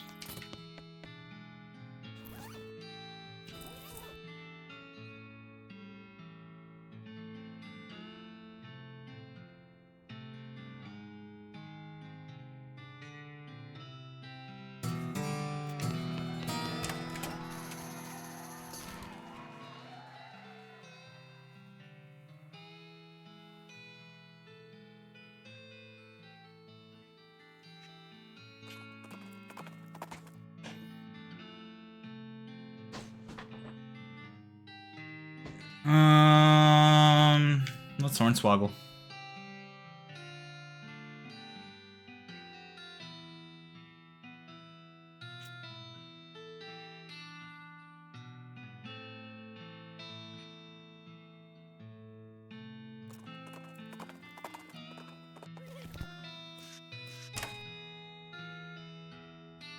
You walk into the millinery and find 5 bandits lounging around in big piles of half-made hats. It's the law, skedaddle! The bandits scattered like cockroaches, and each shutting themselves behind a different door. Guess you'll have to wrangle them individually. I do have...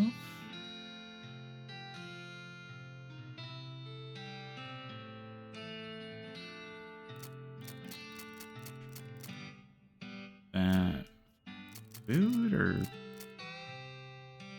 It's a potion.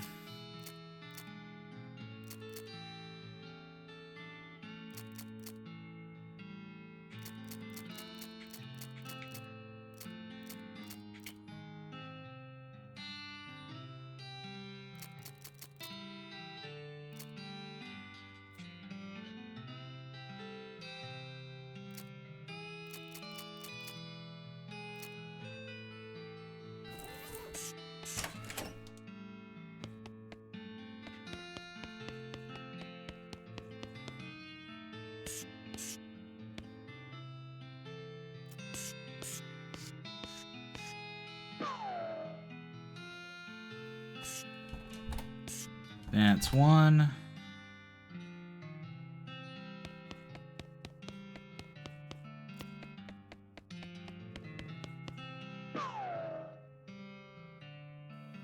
That's two.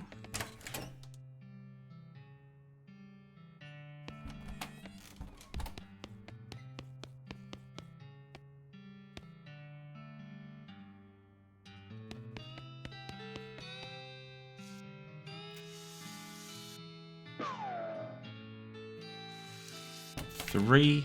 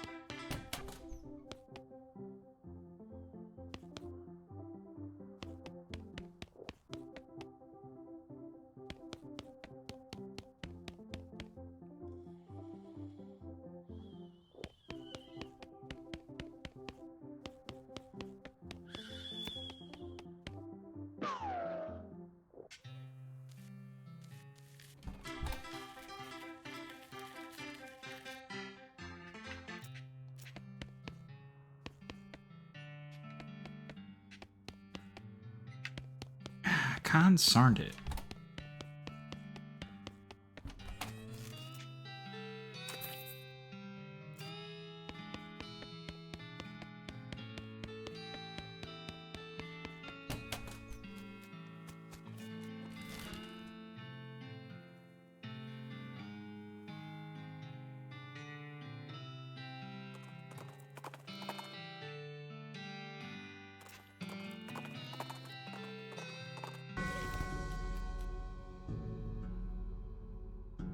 You feel a sudden electric jolt as your hand touches the doorknob. Oh no, you're late for your shift. Mrs. Velas is going to be so mad. She might literally bite your head off. Okay, well, not literally. Probably. Quick, get suited up.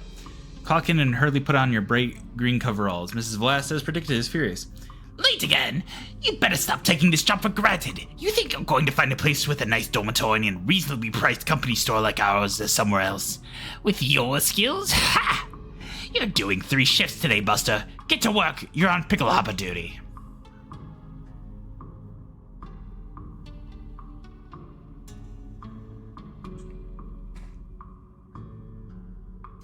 Pickle hopper duty runs you ragged like always.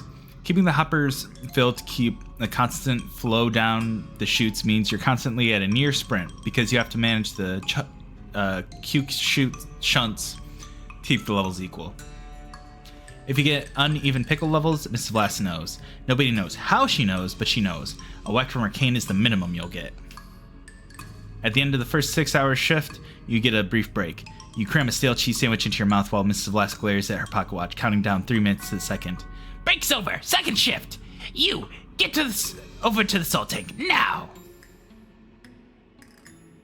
Managing the salt tank isn't as strenuous as pickle hoppers, but it's still a never-ending tension. The brine concentration has to be constantly monitored and kept at a very specific measurement, which means constant adjustments. Meanwhile, you can feel yourself desiccating from the haze of salt dust that fills the room. If anything in this place kills you, it's probably going to be salt tank duty. White lung is nasty business. Cough on your own time. Get the salinity back to normal. It's supposed to be 976 parts per thousand.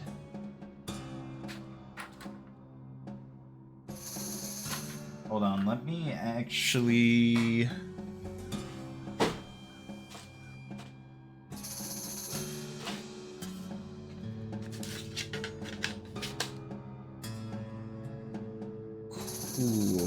Cool. 976.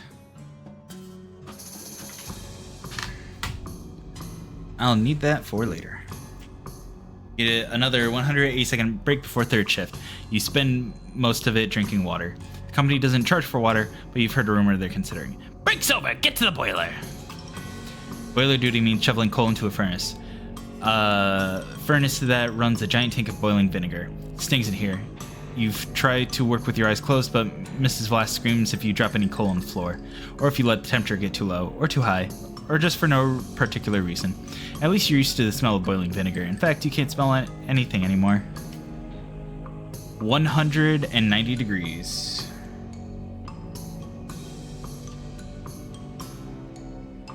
What do you think we pay you for?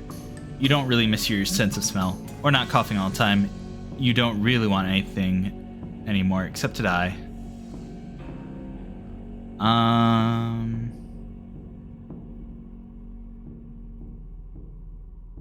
Okay, cool. With the gasp, you snap out of the horrible hallucination or possession or whatever the hell that was. Jeez, you can still feel the sting of vinegar vapor in your eyes. Alright. Alright.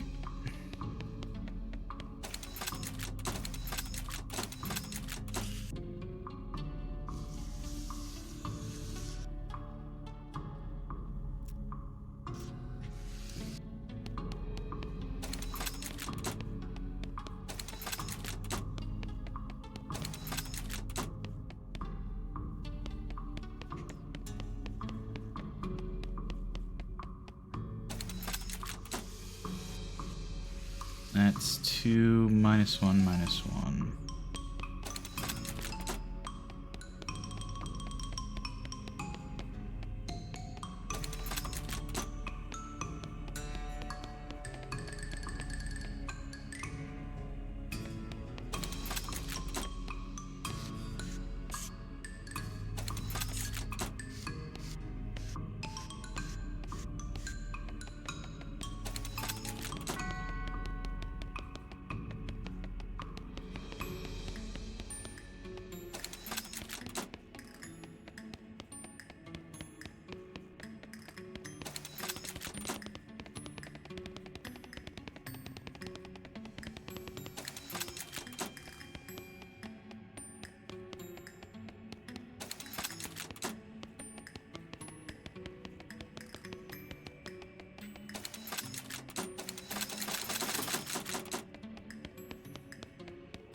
right, 6, 22, and 5.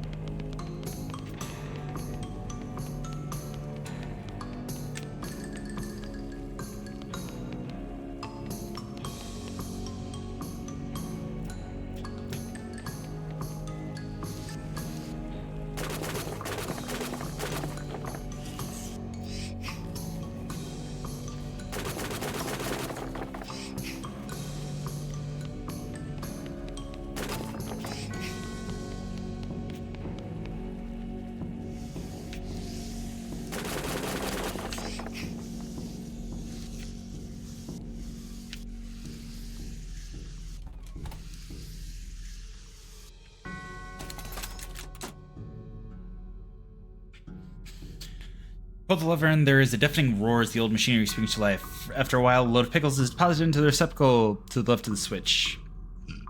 Huh. Will that work for 3 pickles? No wonder this place went out of business. It goes from the cucumber room, drifts through the door, gives you a grateful look, then clatters to the floor as it is replaced with a pile of bones. The ghost from the salt room drifts through the door, gives you a grateful look, then collapses into a pile of remains.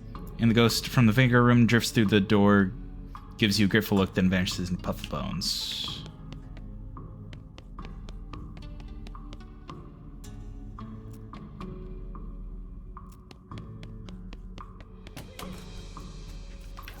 Huh.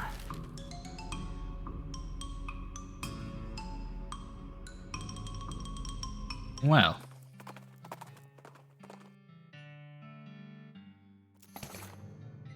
Cool.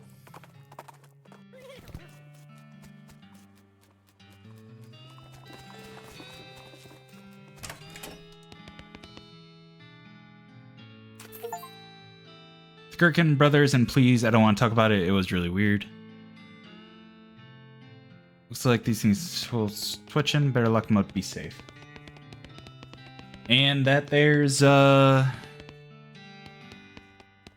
of them done dosied up.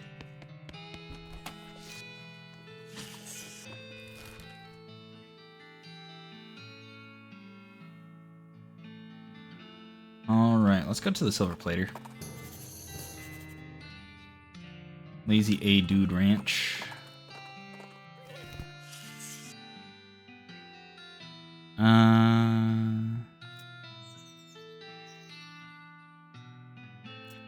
My options, plate my hat, plate my weapon,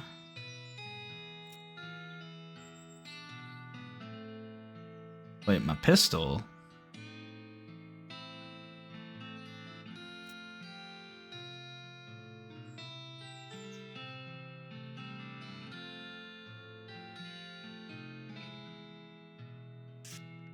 I'll do that later.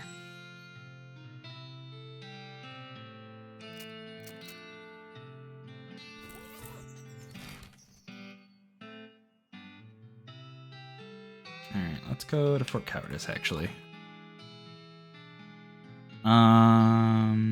Swogloth's horns.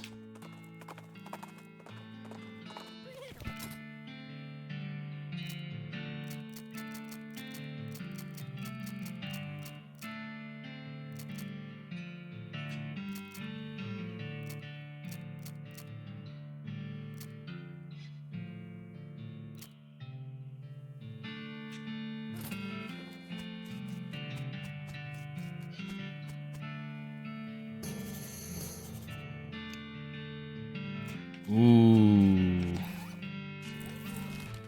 Snake Springs.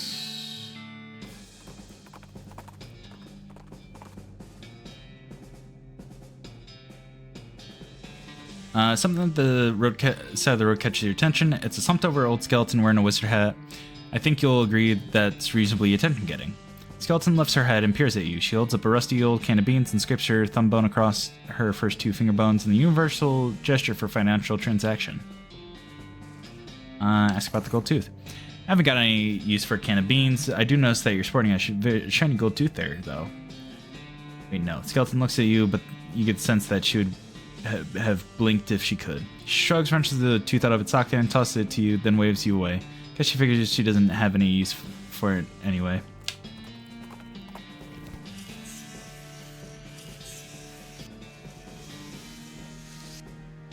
Ooh.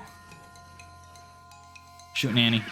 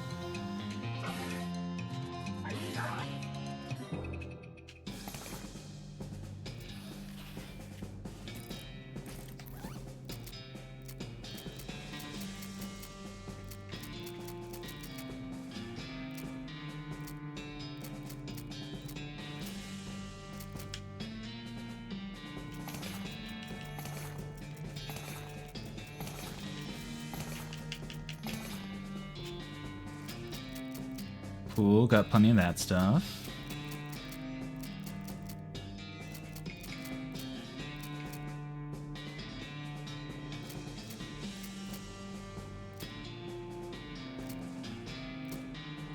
Snakes wings.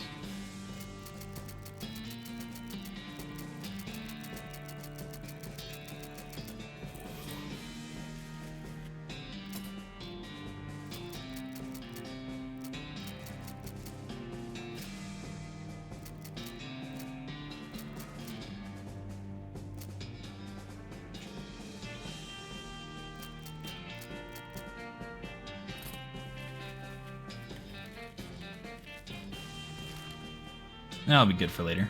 Alright, to the Big Apple.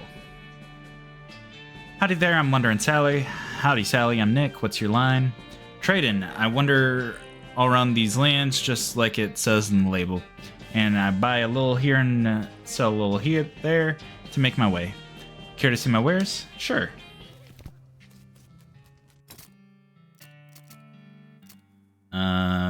Sure.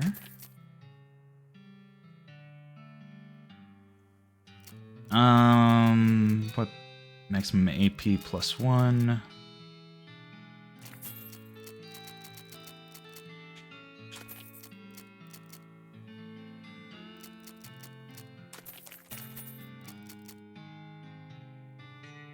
Goes on my lapel.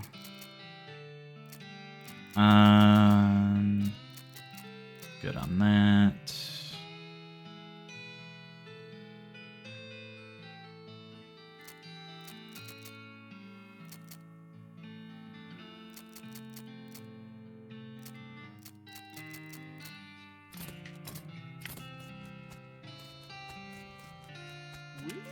Cool.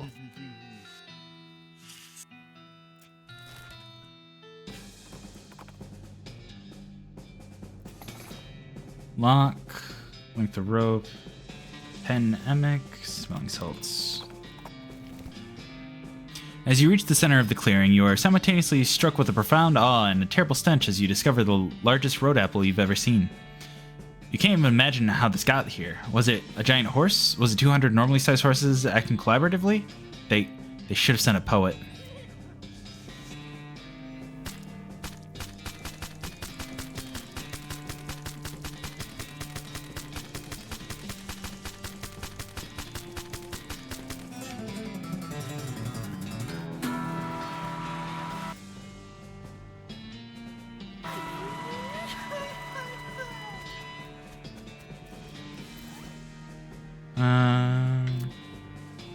Cures poison, length of rope. Right, shroom grow.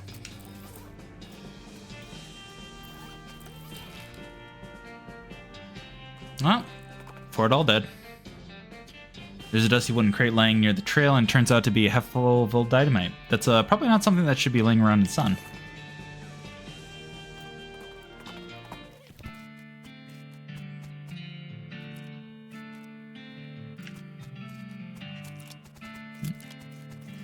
Oh, well.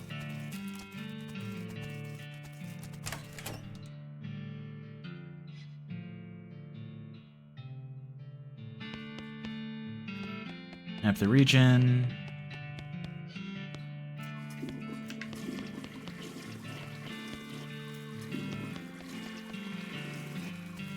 Wonder where the flush thing for that is. Needles.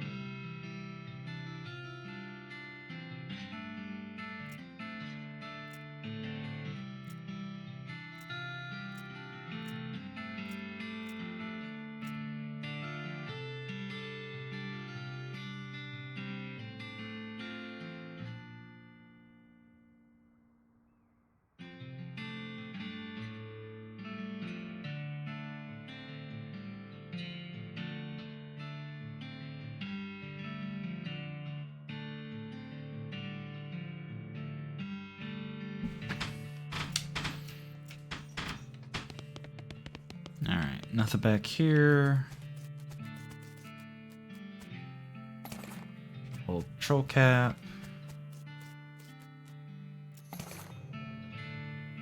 Cryptic note about ley lines.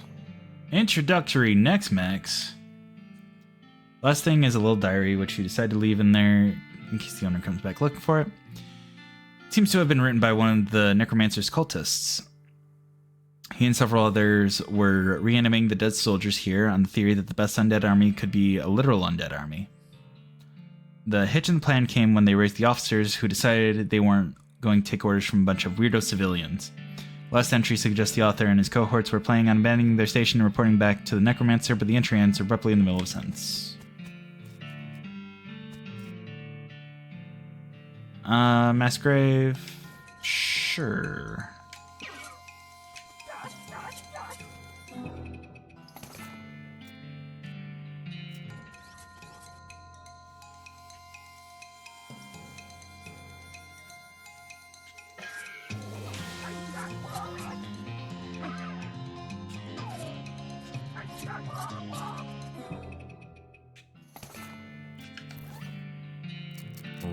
Right.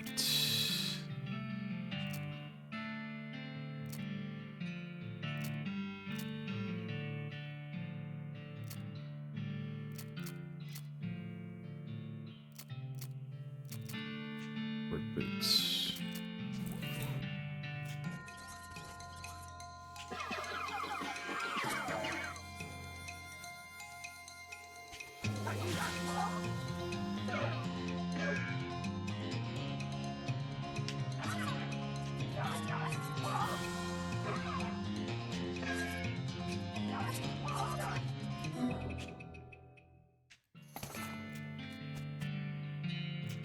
All right.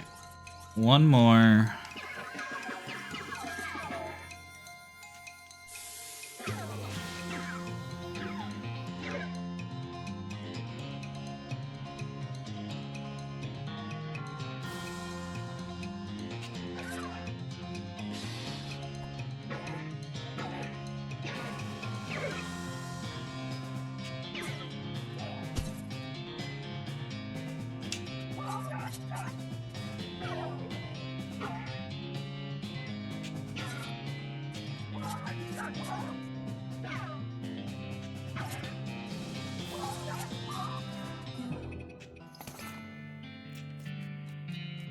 Cool.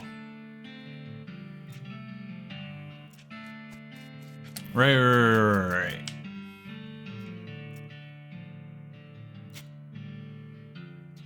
You cannot see the words on the pages, but you can nevertheless read them. Your mind becomes stained with grim secrets. As you turn over the last page, the book vanishes in a puff of black smoke. Grinning skull.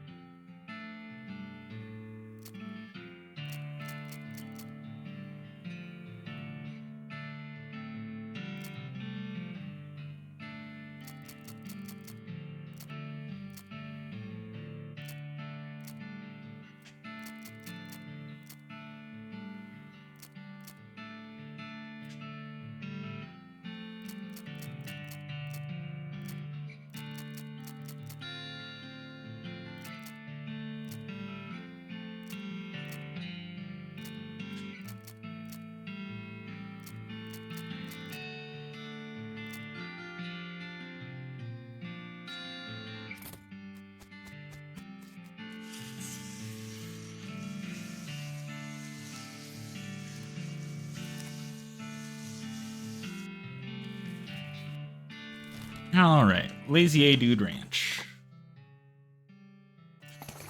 Bar soap, depressed retro caddy, and folk date. Full more needles. Rancher's pistol. +5 Moxie, and what do I have now? Oh, yeah.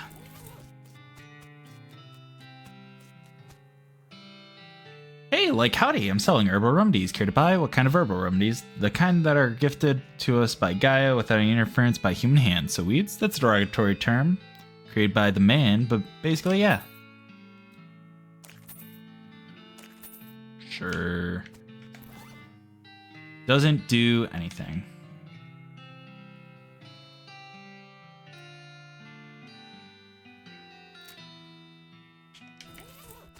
Cool. Not much, man. We moved into this little patch of land to grow crops, but then we decided it's more natural to just let Gaia grow whatever she wants, right? But that's a lot easier too. Ha, right on, man. Neat. Where'd you get that hat? Oh, this, a friend of mine made it, man. I forget which one. Well, what'll you take for it? Well, I've been thinking of trying a new style, man. Maybe like one of those hats that army guys used to wear back in the day. Like, kind of an ironic statement, man. There's an old fort over, like this one. Barter's like commerce, man, except natural. Can you dig it? Muscle. Cool. Basically, I'm stuck here farming with a couple of dummies who don't know how to farm a dang thing, so they just let the weeds grow and call it all natural. Sick of eating dandelions, I could scream. Got any me and any other prospects or anywhere to go? I mean, dandelions are terrible, but they're better than eating dirt. I was after graduating baking school and fell in with these two because they talked a big game about natural grains. Fool that I was, I didn't realize they were really interested in getting silly on local weed and not doing any work.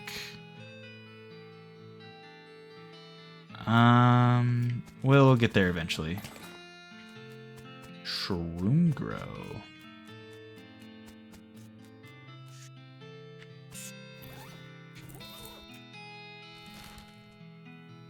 Well, I guess it's time to go to all the caves.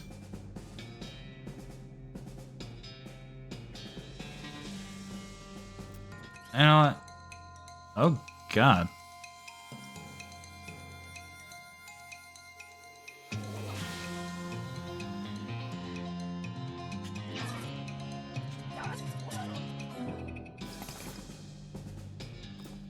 Weirdly deformed bone. Weirdly organized rocks.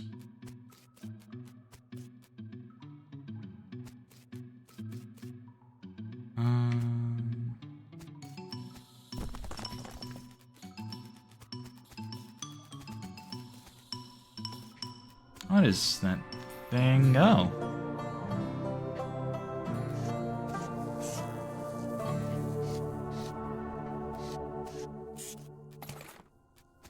Strange stone arrow.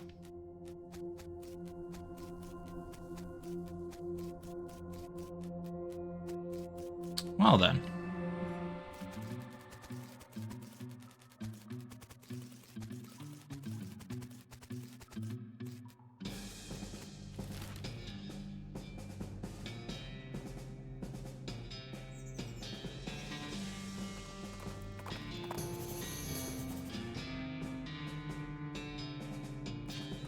Go to the house.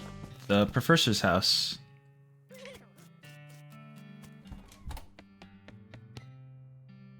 Or excuse me, my name's Nick Forshazy. What? Oh, I didn't notice you come in. I'm not used to visitors, but folks generally call me the professor. Professor. Is there something I can do for you? Well, I found this bleeping gizmo, and I sort of followed the bleeping, and it led me here. Well, I'll be. It certainly led you to the right place, young man. This is El Vibrato technology, and I happen to be an expert as anyone alive today. El what now? El Vibrato. They were an ancient race that lived here long before humans. Well, they mostly lived underground, so they might still be living as far as I know. Never seen a peep of an actual person, though. Just the machines they left behind. Were they space aliens? Could be aliens, or genius prehumans, or an entirely different terrestrial evolutionary line. At this stage of investigation, it's impossible to say. Isn't it exciting? Here, let me have a closer look at the bleed gizmo. One of their transponders.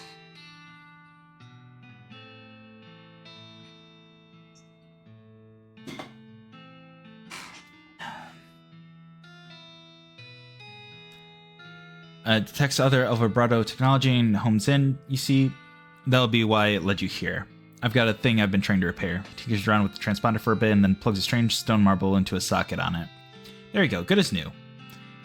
Just swipe up or down to turn it on or off. Swipe. Now, I gotta warn you, this device will lead you to abandoned El Vibrato technology, but it might also attract unwanted attention. From what? From the El Vibrato technology. You'll see what I mean. Just be careful. Now that I think about it, you've arrived at a perfect time. In order to get anywhere further with my research, I need more samples of the El Vibrato tech. But searching for it eats up all the time I could be using to research it. Aha, I get you. Right, you're the adventuresome type, so bring me back whatever devices you find, and if I can get them up and running, they'll benefit us both. Okay. First priority will be get my keystone fabricator running. They locked their doors and things with these little stone alloy blocks, see? If we can make our own, they'll open a lot of doors for us, literally and figuratively. The components aren't rare, at least as far as priceless ancient technology goes. Bring me, about 5 handfuls of scrap. Should be able to salvage the last parts I need from that much.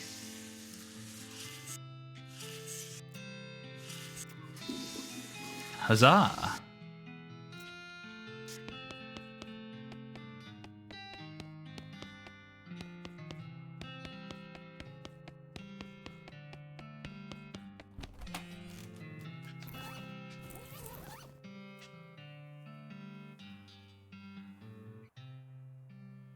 No. Alright. Guess let's just wander. Butterfield Ranch.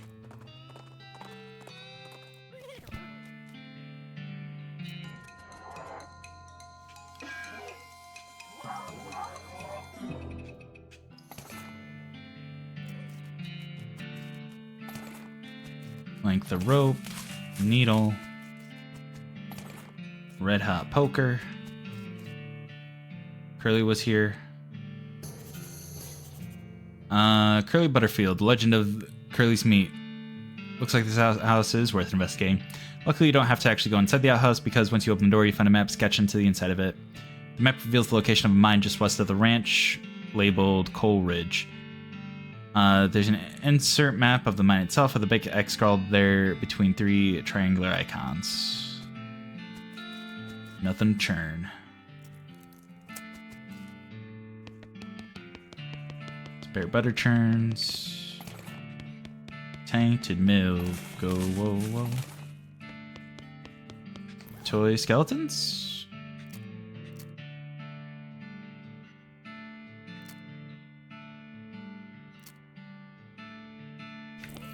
Interesting.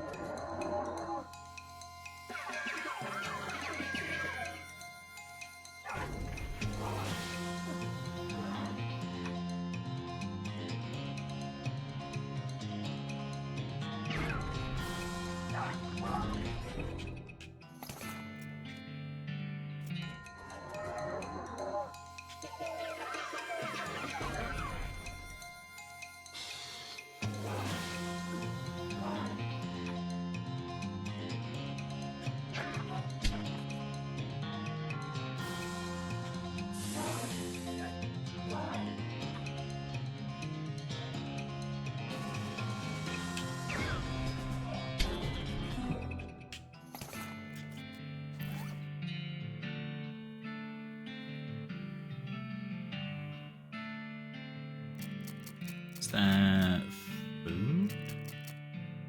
Yeah.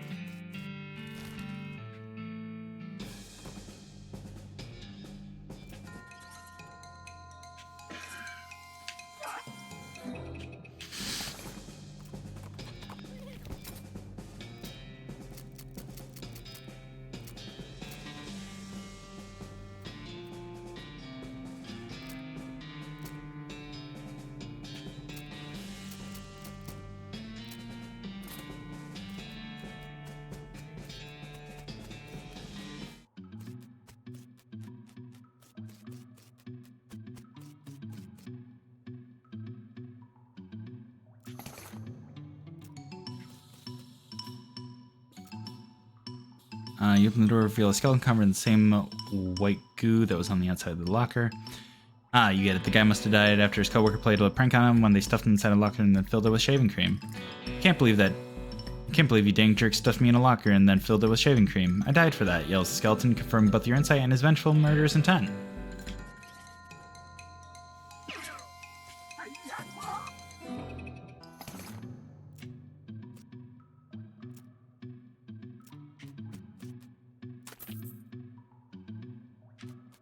Alrighty.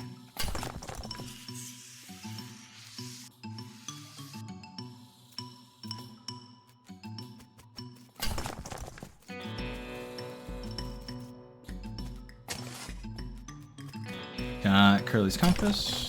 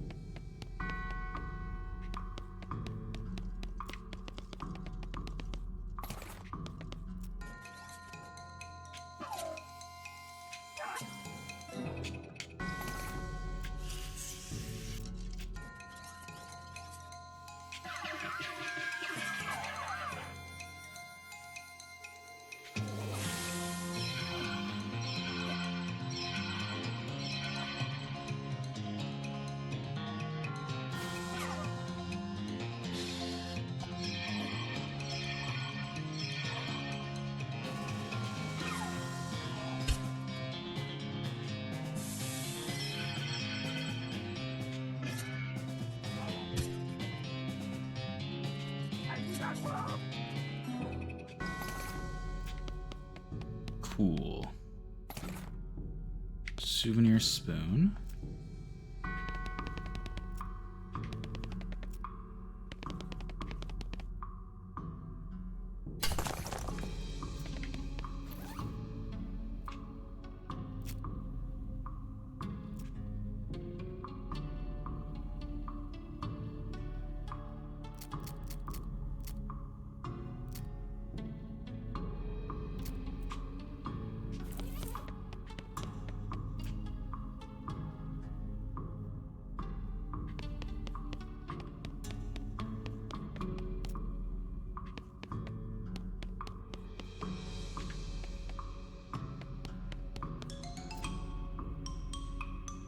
After he died, his body kept trying to raise to heaven, but it was so heavy it just kind of flopped around a bunch.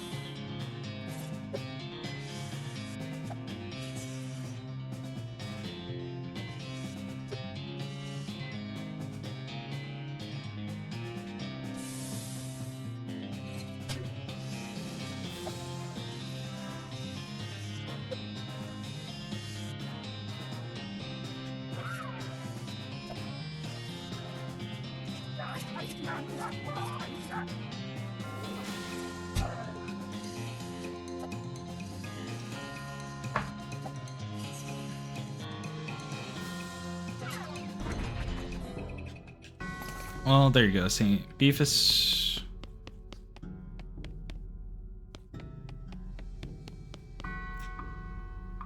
Here lies Santa Cortada. She was drawn and quartered by heretics, and then the quarter that had her head on it was beheaded. Dismemberment was so effective that nobody was able to get her body to stay together even after she was just bones.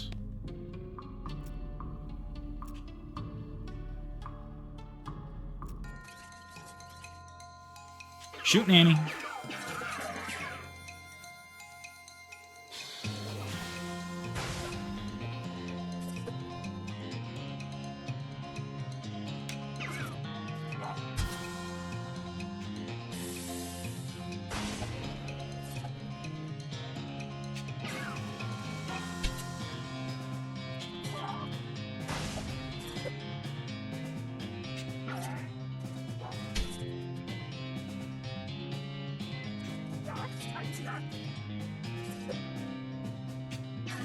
Boom.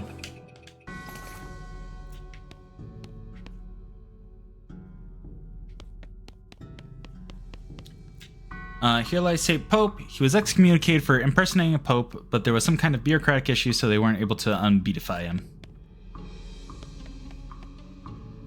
St. Pope stands beatifically behind the dais. He just keeps doing his pope gestures, ignoring you. How can someone look so smug without even having a face? The longer you can watch him, the more he gets on your nerves.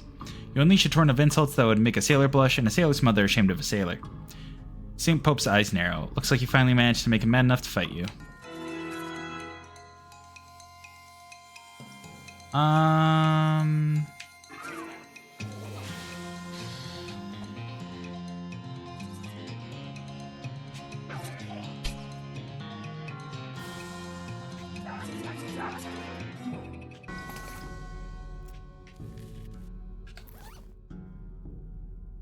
+2 armor, +2 moxie. Nah, maybe.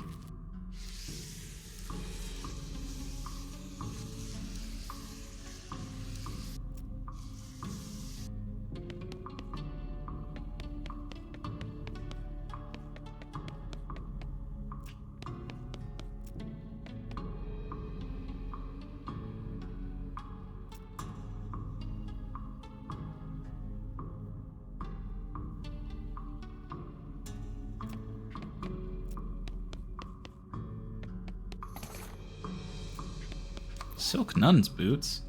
+3 moxie and +1. And what do I have for boots right now?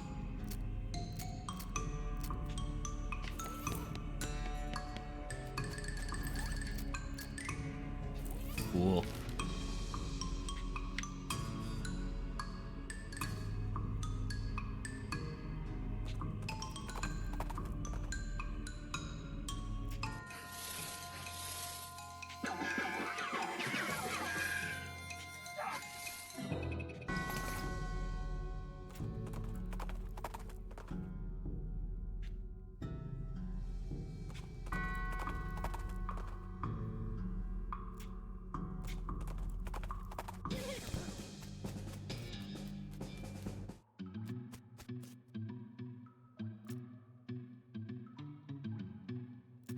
Oh, God.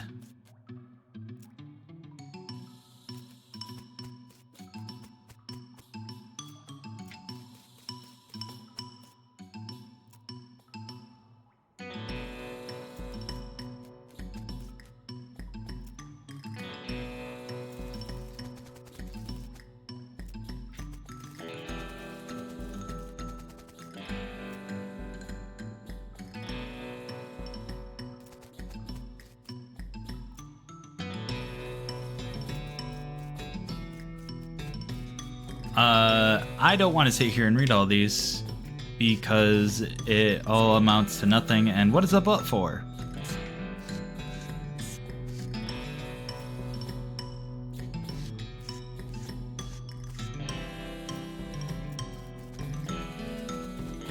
God, this game is great.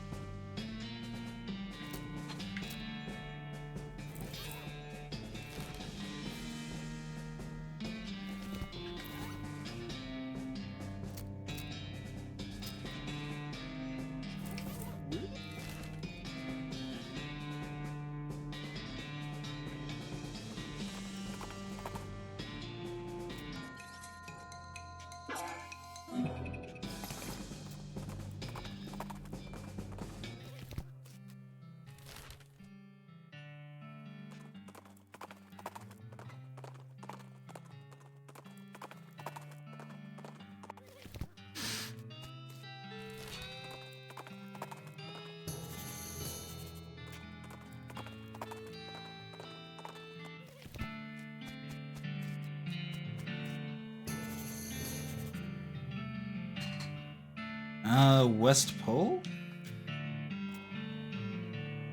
Alright. Well, here is infinitely spawning cows.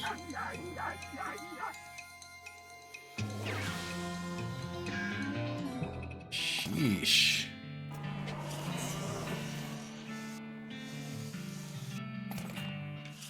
Lucky horseshoe.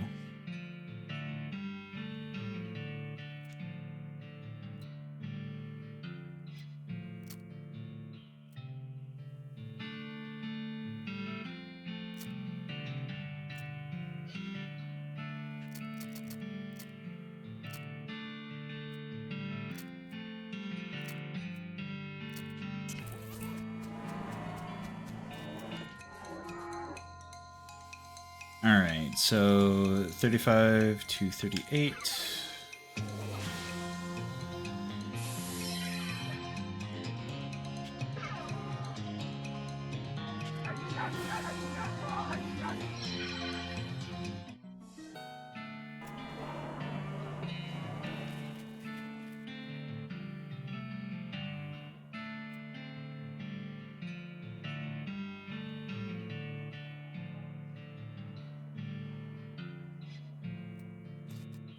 Alright.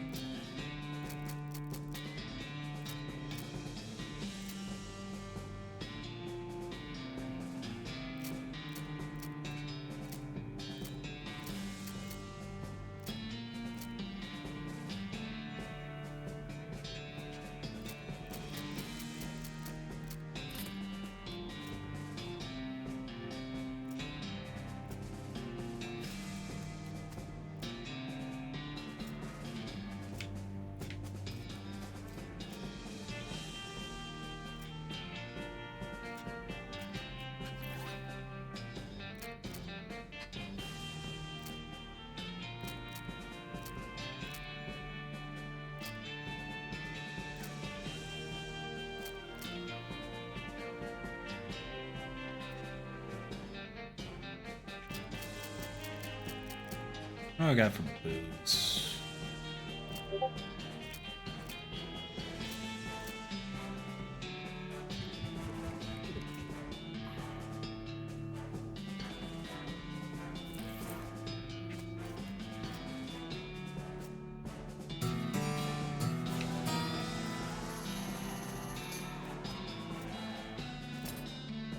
Let's see.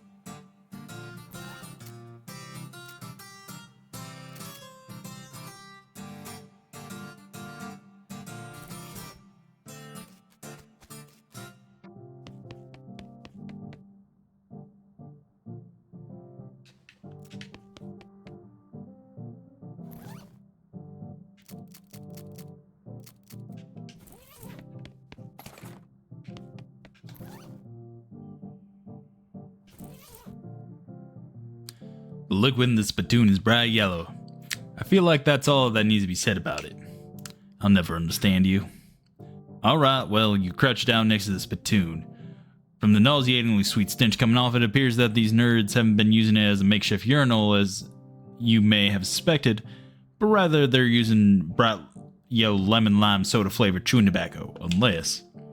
Well, another possibility is that they have been using it as a urinal, and they're all extremely diabetic. Which, now I think about it, is a real possibility. In fact, it is probable that both these things are true. Really? You're just gonna put your hands in the nerd's piss and or spit bucket? You're just gonna dive right in there, huh? I'm just gonna splish splash around that sticky yellow broth of the spit and pee with no restraint whatsoever?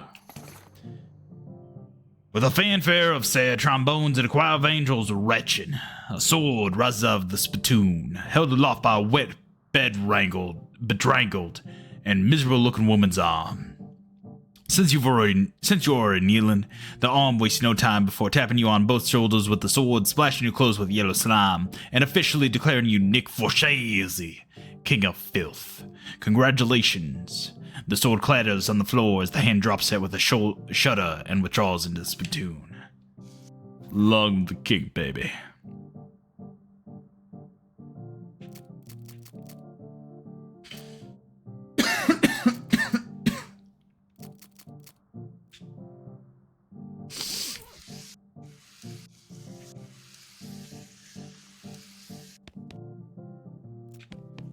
Alright, I need 25 mysticality, and the only thing I've got is booze.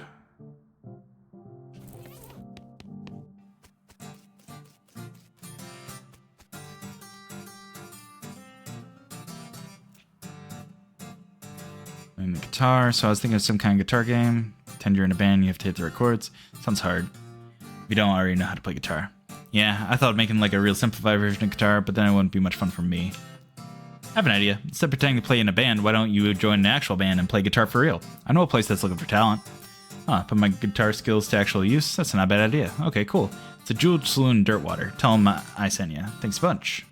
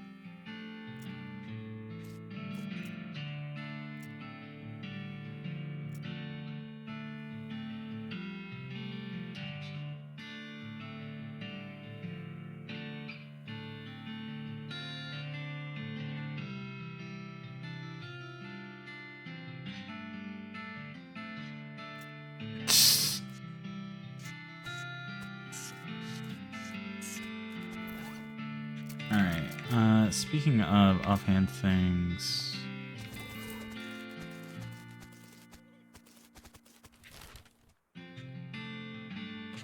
Actually, I remember there's something I need to take care of in Dirtwater.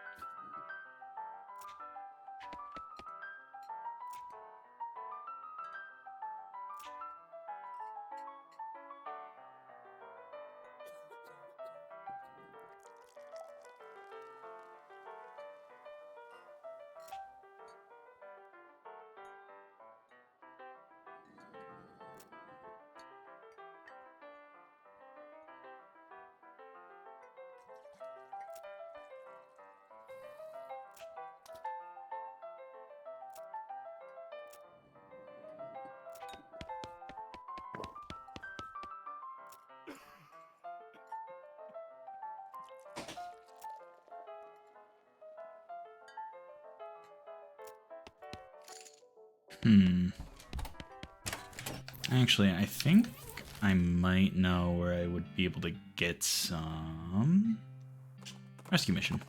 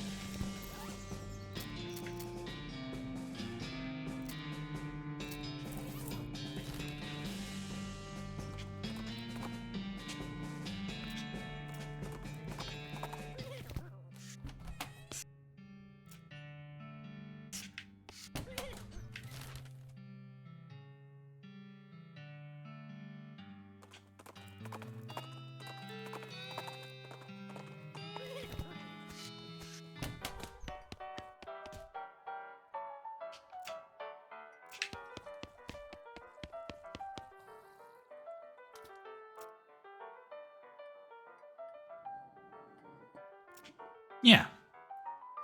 Dreamlike frigid village where miniature trees battle against tiny horses. Something about that story, you really lost yourself.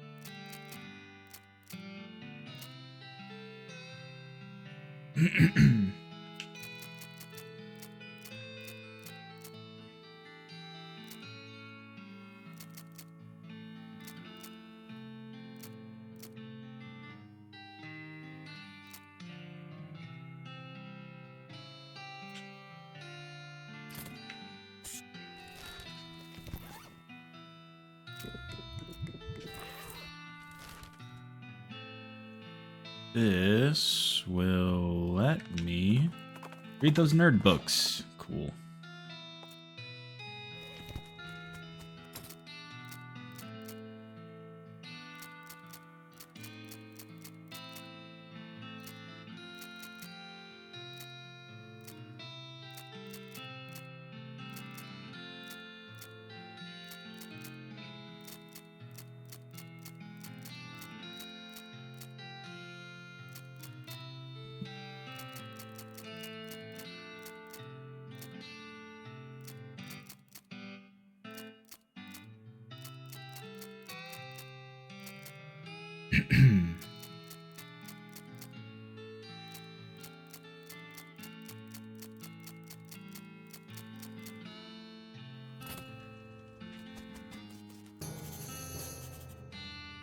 Old granddad.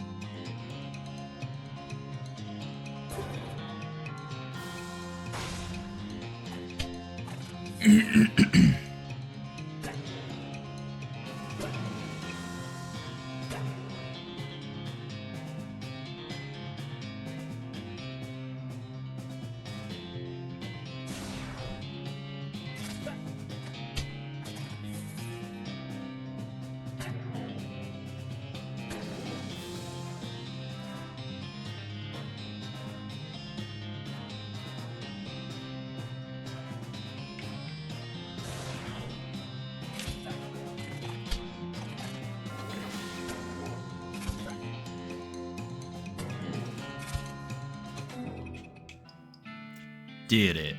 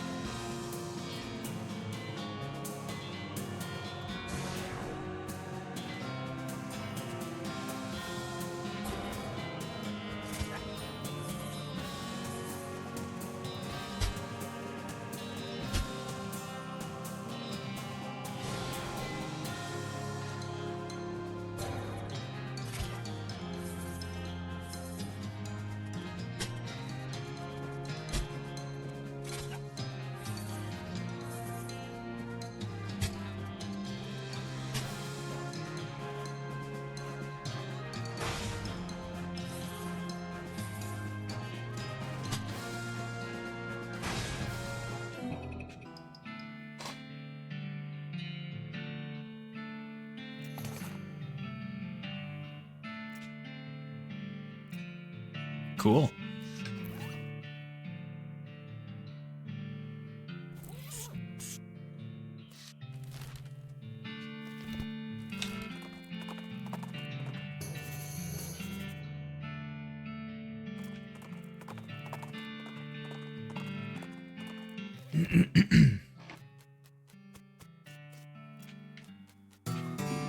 Master of Flushin'.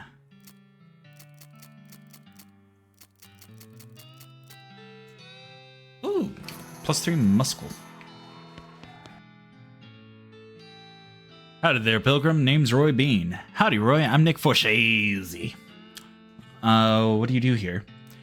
Well, when I first came to these parts, I was all about two things. Dispensing justice and dispensing jelly beans.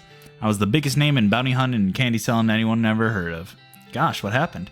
Oh, nothing particularly tragic. It got old is all. Hung up my pistol for good. Points at the wall. He points at an empty hook on the wall over his spittoon. I still sell some jelly beans from time to time, but they're out of fashion. This whole place is just a jelly bean museum now. Seems like the sign up front isn't very accurate then. How do you mean? Well, if he ain't dispensing justice anymore, maybe it should just say museum. Guess you got a point. For a jelly bean museum, I sure don't see very many jelly beans. Ha! Bunch of crooks and shady characters stole them. All 3 jars. Suppose they think I'm a soft target now that I'm retired. Oh, that sucks. I'll help you get him back. Well, now, I certainly appreciate the assistance. Can't offer much in the way of reward, but I can tell you which way the first group of thieves went. If you happen out that direction. As soon as you near... Sorry. As soon as you near the As you get near the spittoon, you can smell the overpoweringly sweet stench it exudes. Nauseatingly sweet, like the rotting corpse of a dead gummy bear. Garish rainbow colors swirl together in congealing psychedelic madness. Is Roy using jelly beans as chewing tobacco? Yes. Yes, of course he is. We're talking about a bowl of jelly beans that has been sucked on, half chewed, and then spat into a brass bucket. Do you seriously want to put your hand in that swirl of artificial coloring and thickened saliva? It will probably never be clean again. Look, I'm serious. You're about to permanently dye your hand with this swirling a mishmash of all the worst colors of the spectrum. No one will ever have a tattoo that looks as gross or as stupid. Give it to me. Well, I tried. Don't ever say I didn't warn you. You plunge your hand into the spittoon and fish around for a while. Eventually you pull out a really disgusting pistol and a really disgusting hand to shoot it with. Yeah. Spittoon hand. Ah. Great. Ooh, +6 moxie. And it does stench instead of physical damage. Ah. Let's go get those jelly beans back. Lost Dutch oven mine. Dynamite and spiked coffee. You approach the bandits seated around the fire. The meanest looking one speaks up. Don't know who you think you are, stranger, but you better turn yourself right around and head back to the way you came, less than you want to eat lead. Well, that's not very neighborly. Take a hide, neighbor. You fellas stole a jar of jelly beans from an old man, and I am to have them back. Oh, is that right? And just how you plan on doing it? With words. Listen, fellas. You stole a jar of candy from an old man. This is such a small, petty, sad little crime, it barely even qualifies as a crime. If this ends up on a wanted poster, you're going to be the laughingstock of the criminal community. More importantly, what would your mothers think? I'm giving you a chance to turn away from this life of crime before it's too late, and I suggest you take it, because I'm pretty sure this is not a life you're suited to. Bandits hang their hands shamefully and shuffle away. Good. Mint jelly beans.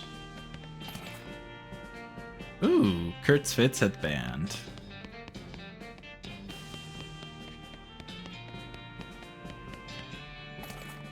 Ooh, 10 dynamite. Can of oil, sulfur match, cheap tequila, and bunch of meat.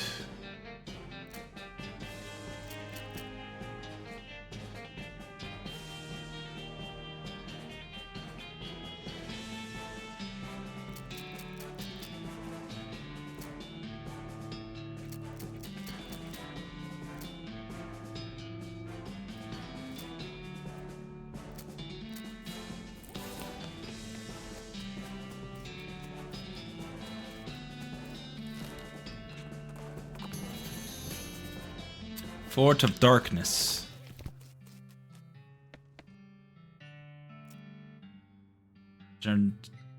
Second jar of jelly beans was stolen by a passel of them weird goblin fellows. Couldn't understand a word they were saying. They were very insistent. Old Granddad.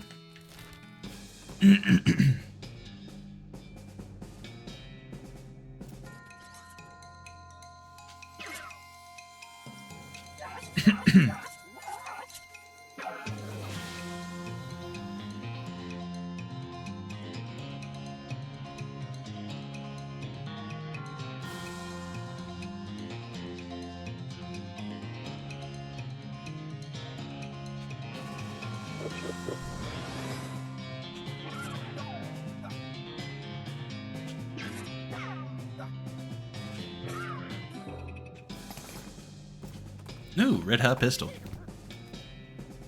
Look at the size of that thing.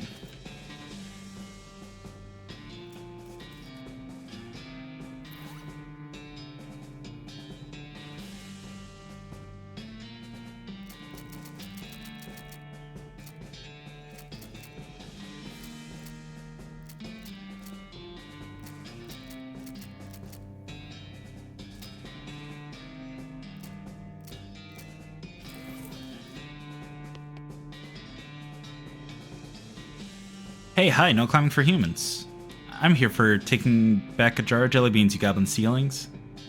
Oh, what? Jelly beans? Little colorful shillith things? Oh, little fruit rocks? Yeah, those. Those are for the pile. The what? Anyway, no upstairs for humans. Maybe we can trading? No trading.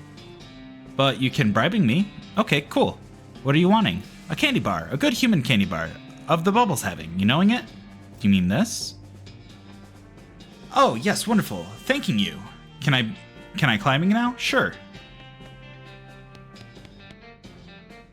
There's another goblin here blocking another ladder. Hello, no climbing for a human. Too bad. Can I bribing you to letting me climb? Oh, okay. What are you wanting?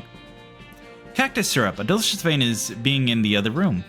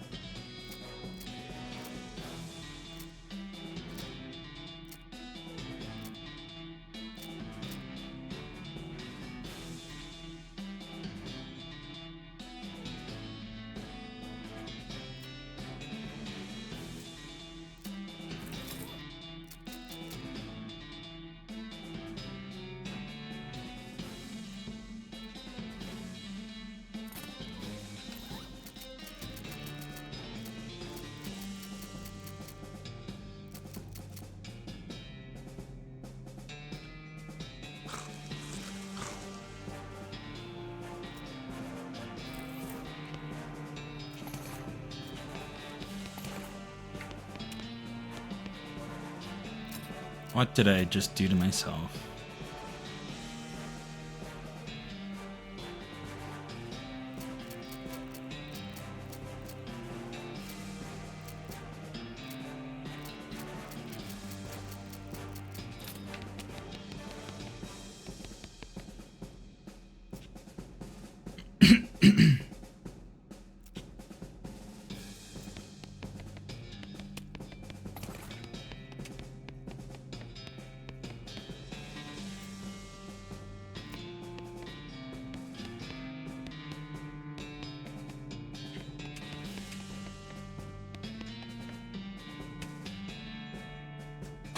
Hello, hi. Hi, can I... Nope. Okay, can I... Yes, bring me goblin elixir. What's that? A potion of extra delicious being. So good. This table is covered with flasks, beakers, bottles, tubes, and burners, and all the other equipment to make up a super elaborate alchemy table, including a whole bunch of different colored liquids and powdered stuff. Well, that's easy for you, say. You find a scrap paper in a drawer that looks maybe like instructions for elixir, but it's all in goblin science jargon that you don't understand.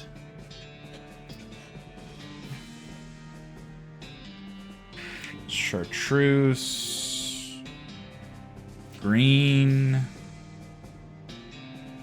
pink,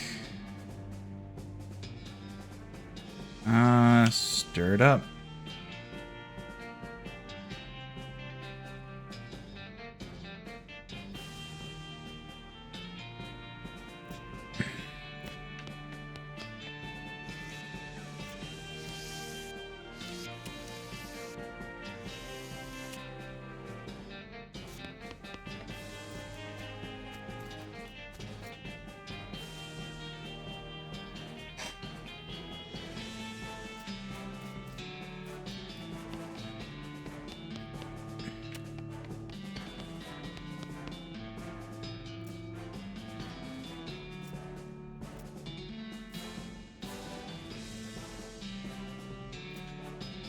Black, orange, white, shake it up.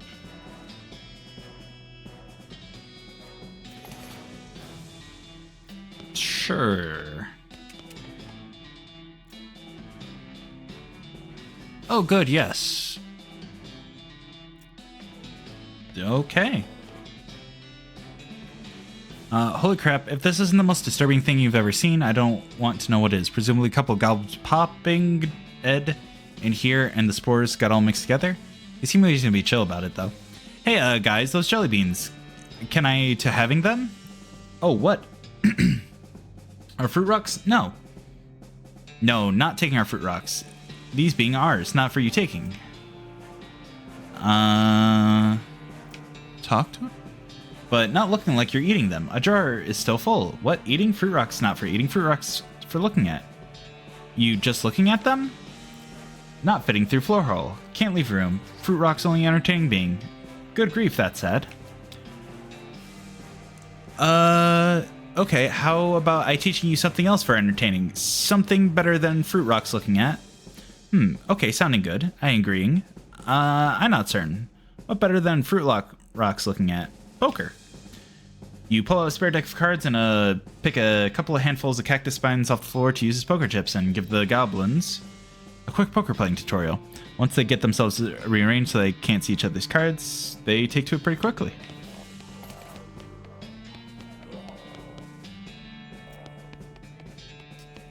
Cool being.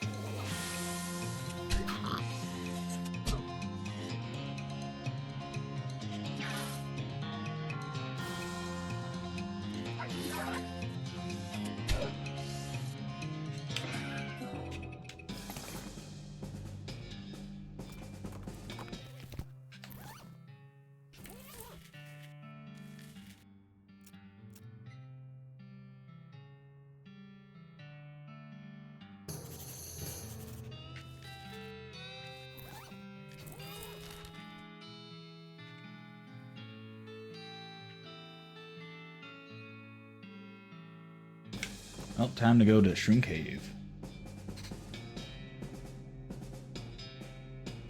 It's crazy how out here the desert is just the worst. If you stay here too long, you could end up like those black charred skeletons clacking towards you. Alright, I have 4 AP.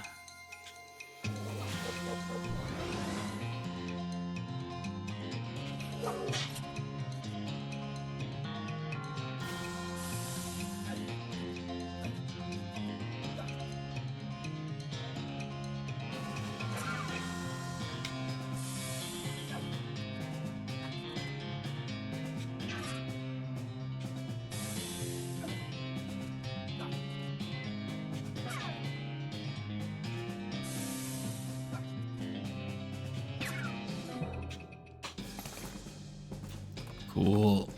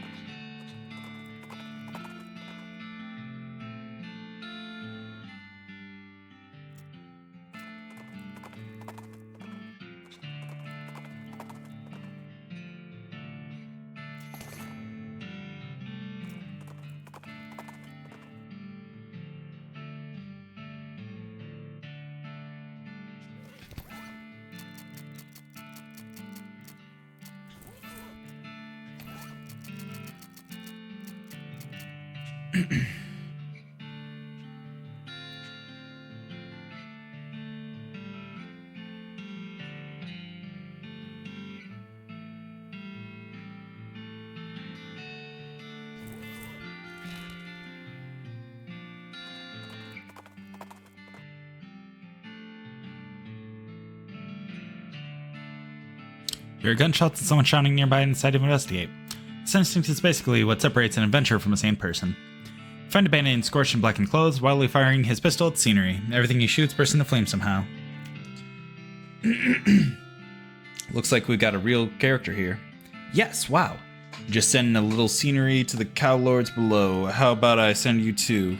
You'll make fine dandy pets for my masters. Give him a message. Yeah, listen, bud. You sending all these rocks and cactuses and crap to the cow lords? That's why I'm here. I'm a messenger. Oh, you don't say. Let's hear it. Prove it. Ooh. Huh, well, that checks out all right. What's the message? Said to knock it off. They got plenty of rocks and cactuses and stuff in hell already. Well, dang. I hope I didn't make him mad and none. Is customary tip messengers from hell? Yes. Yes, it is.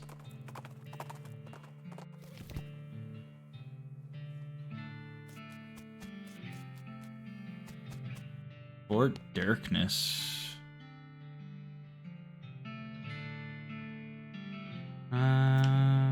Mushrooms.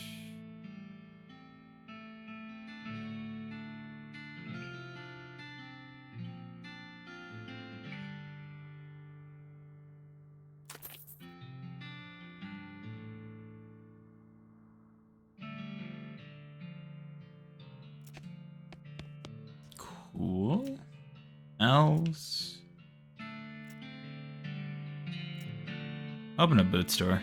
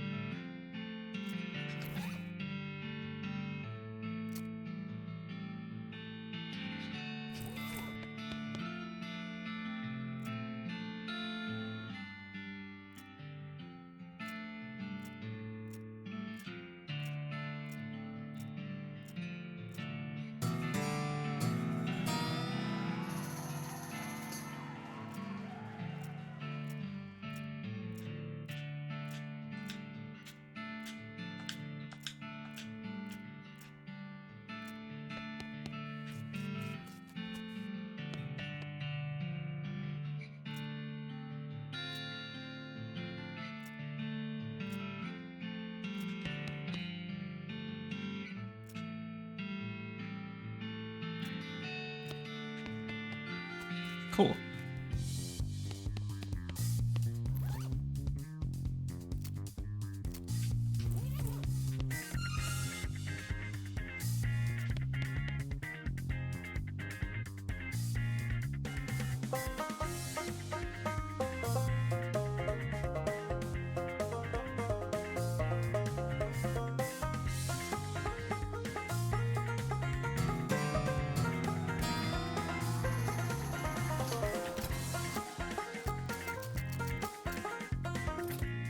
Cool.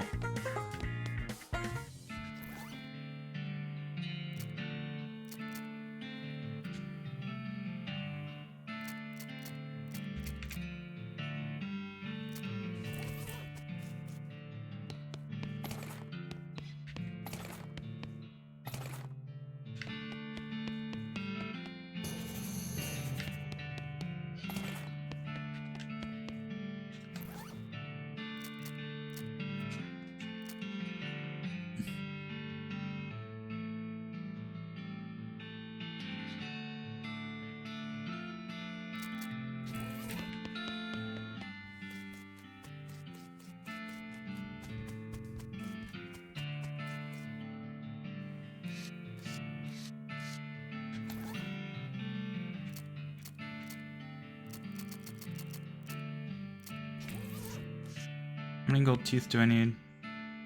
10.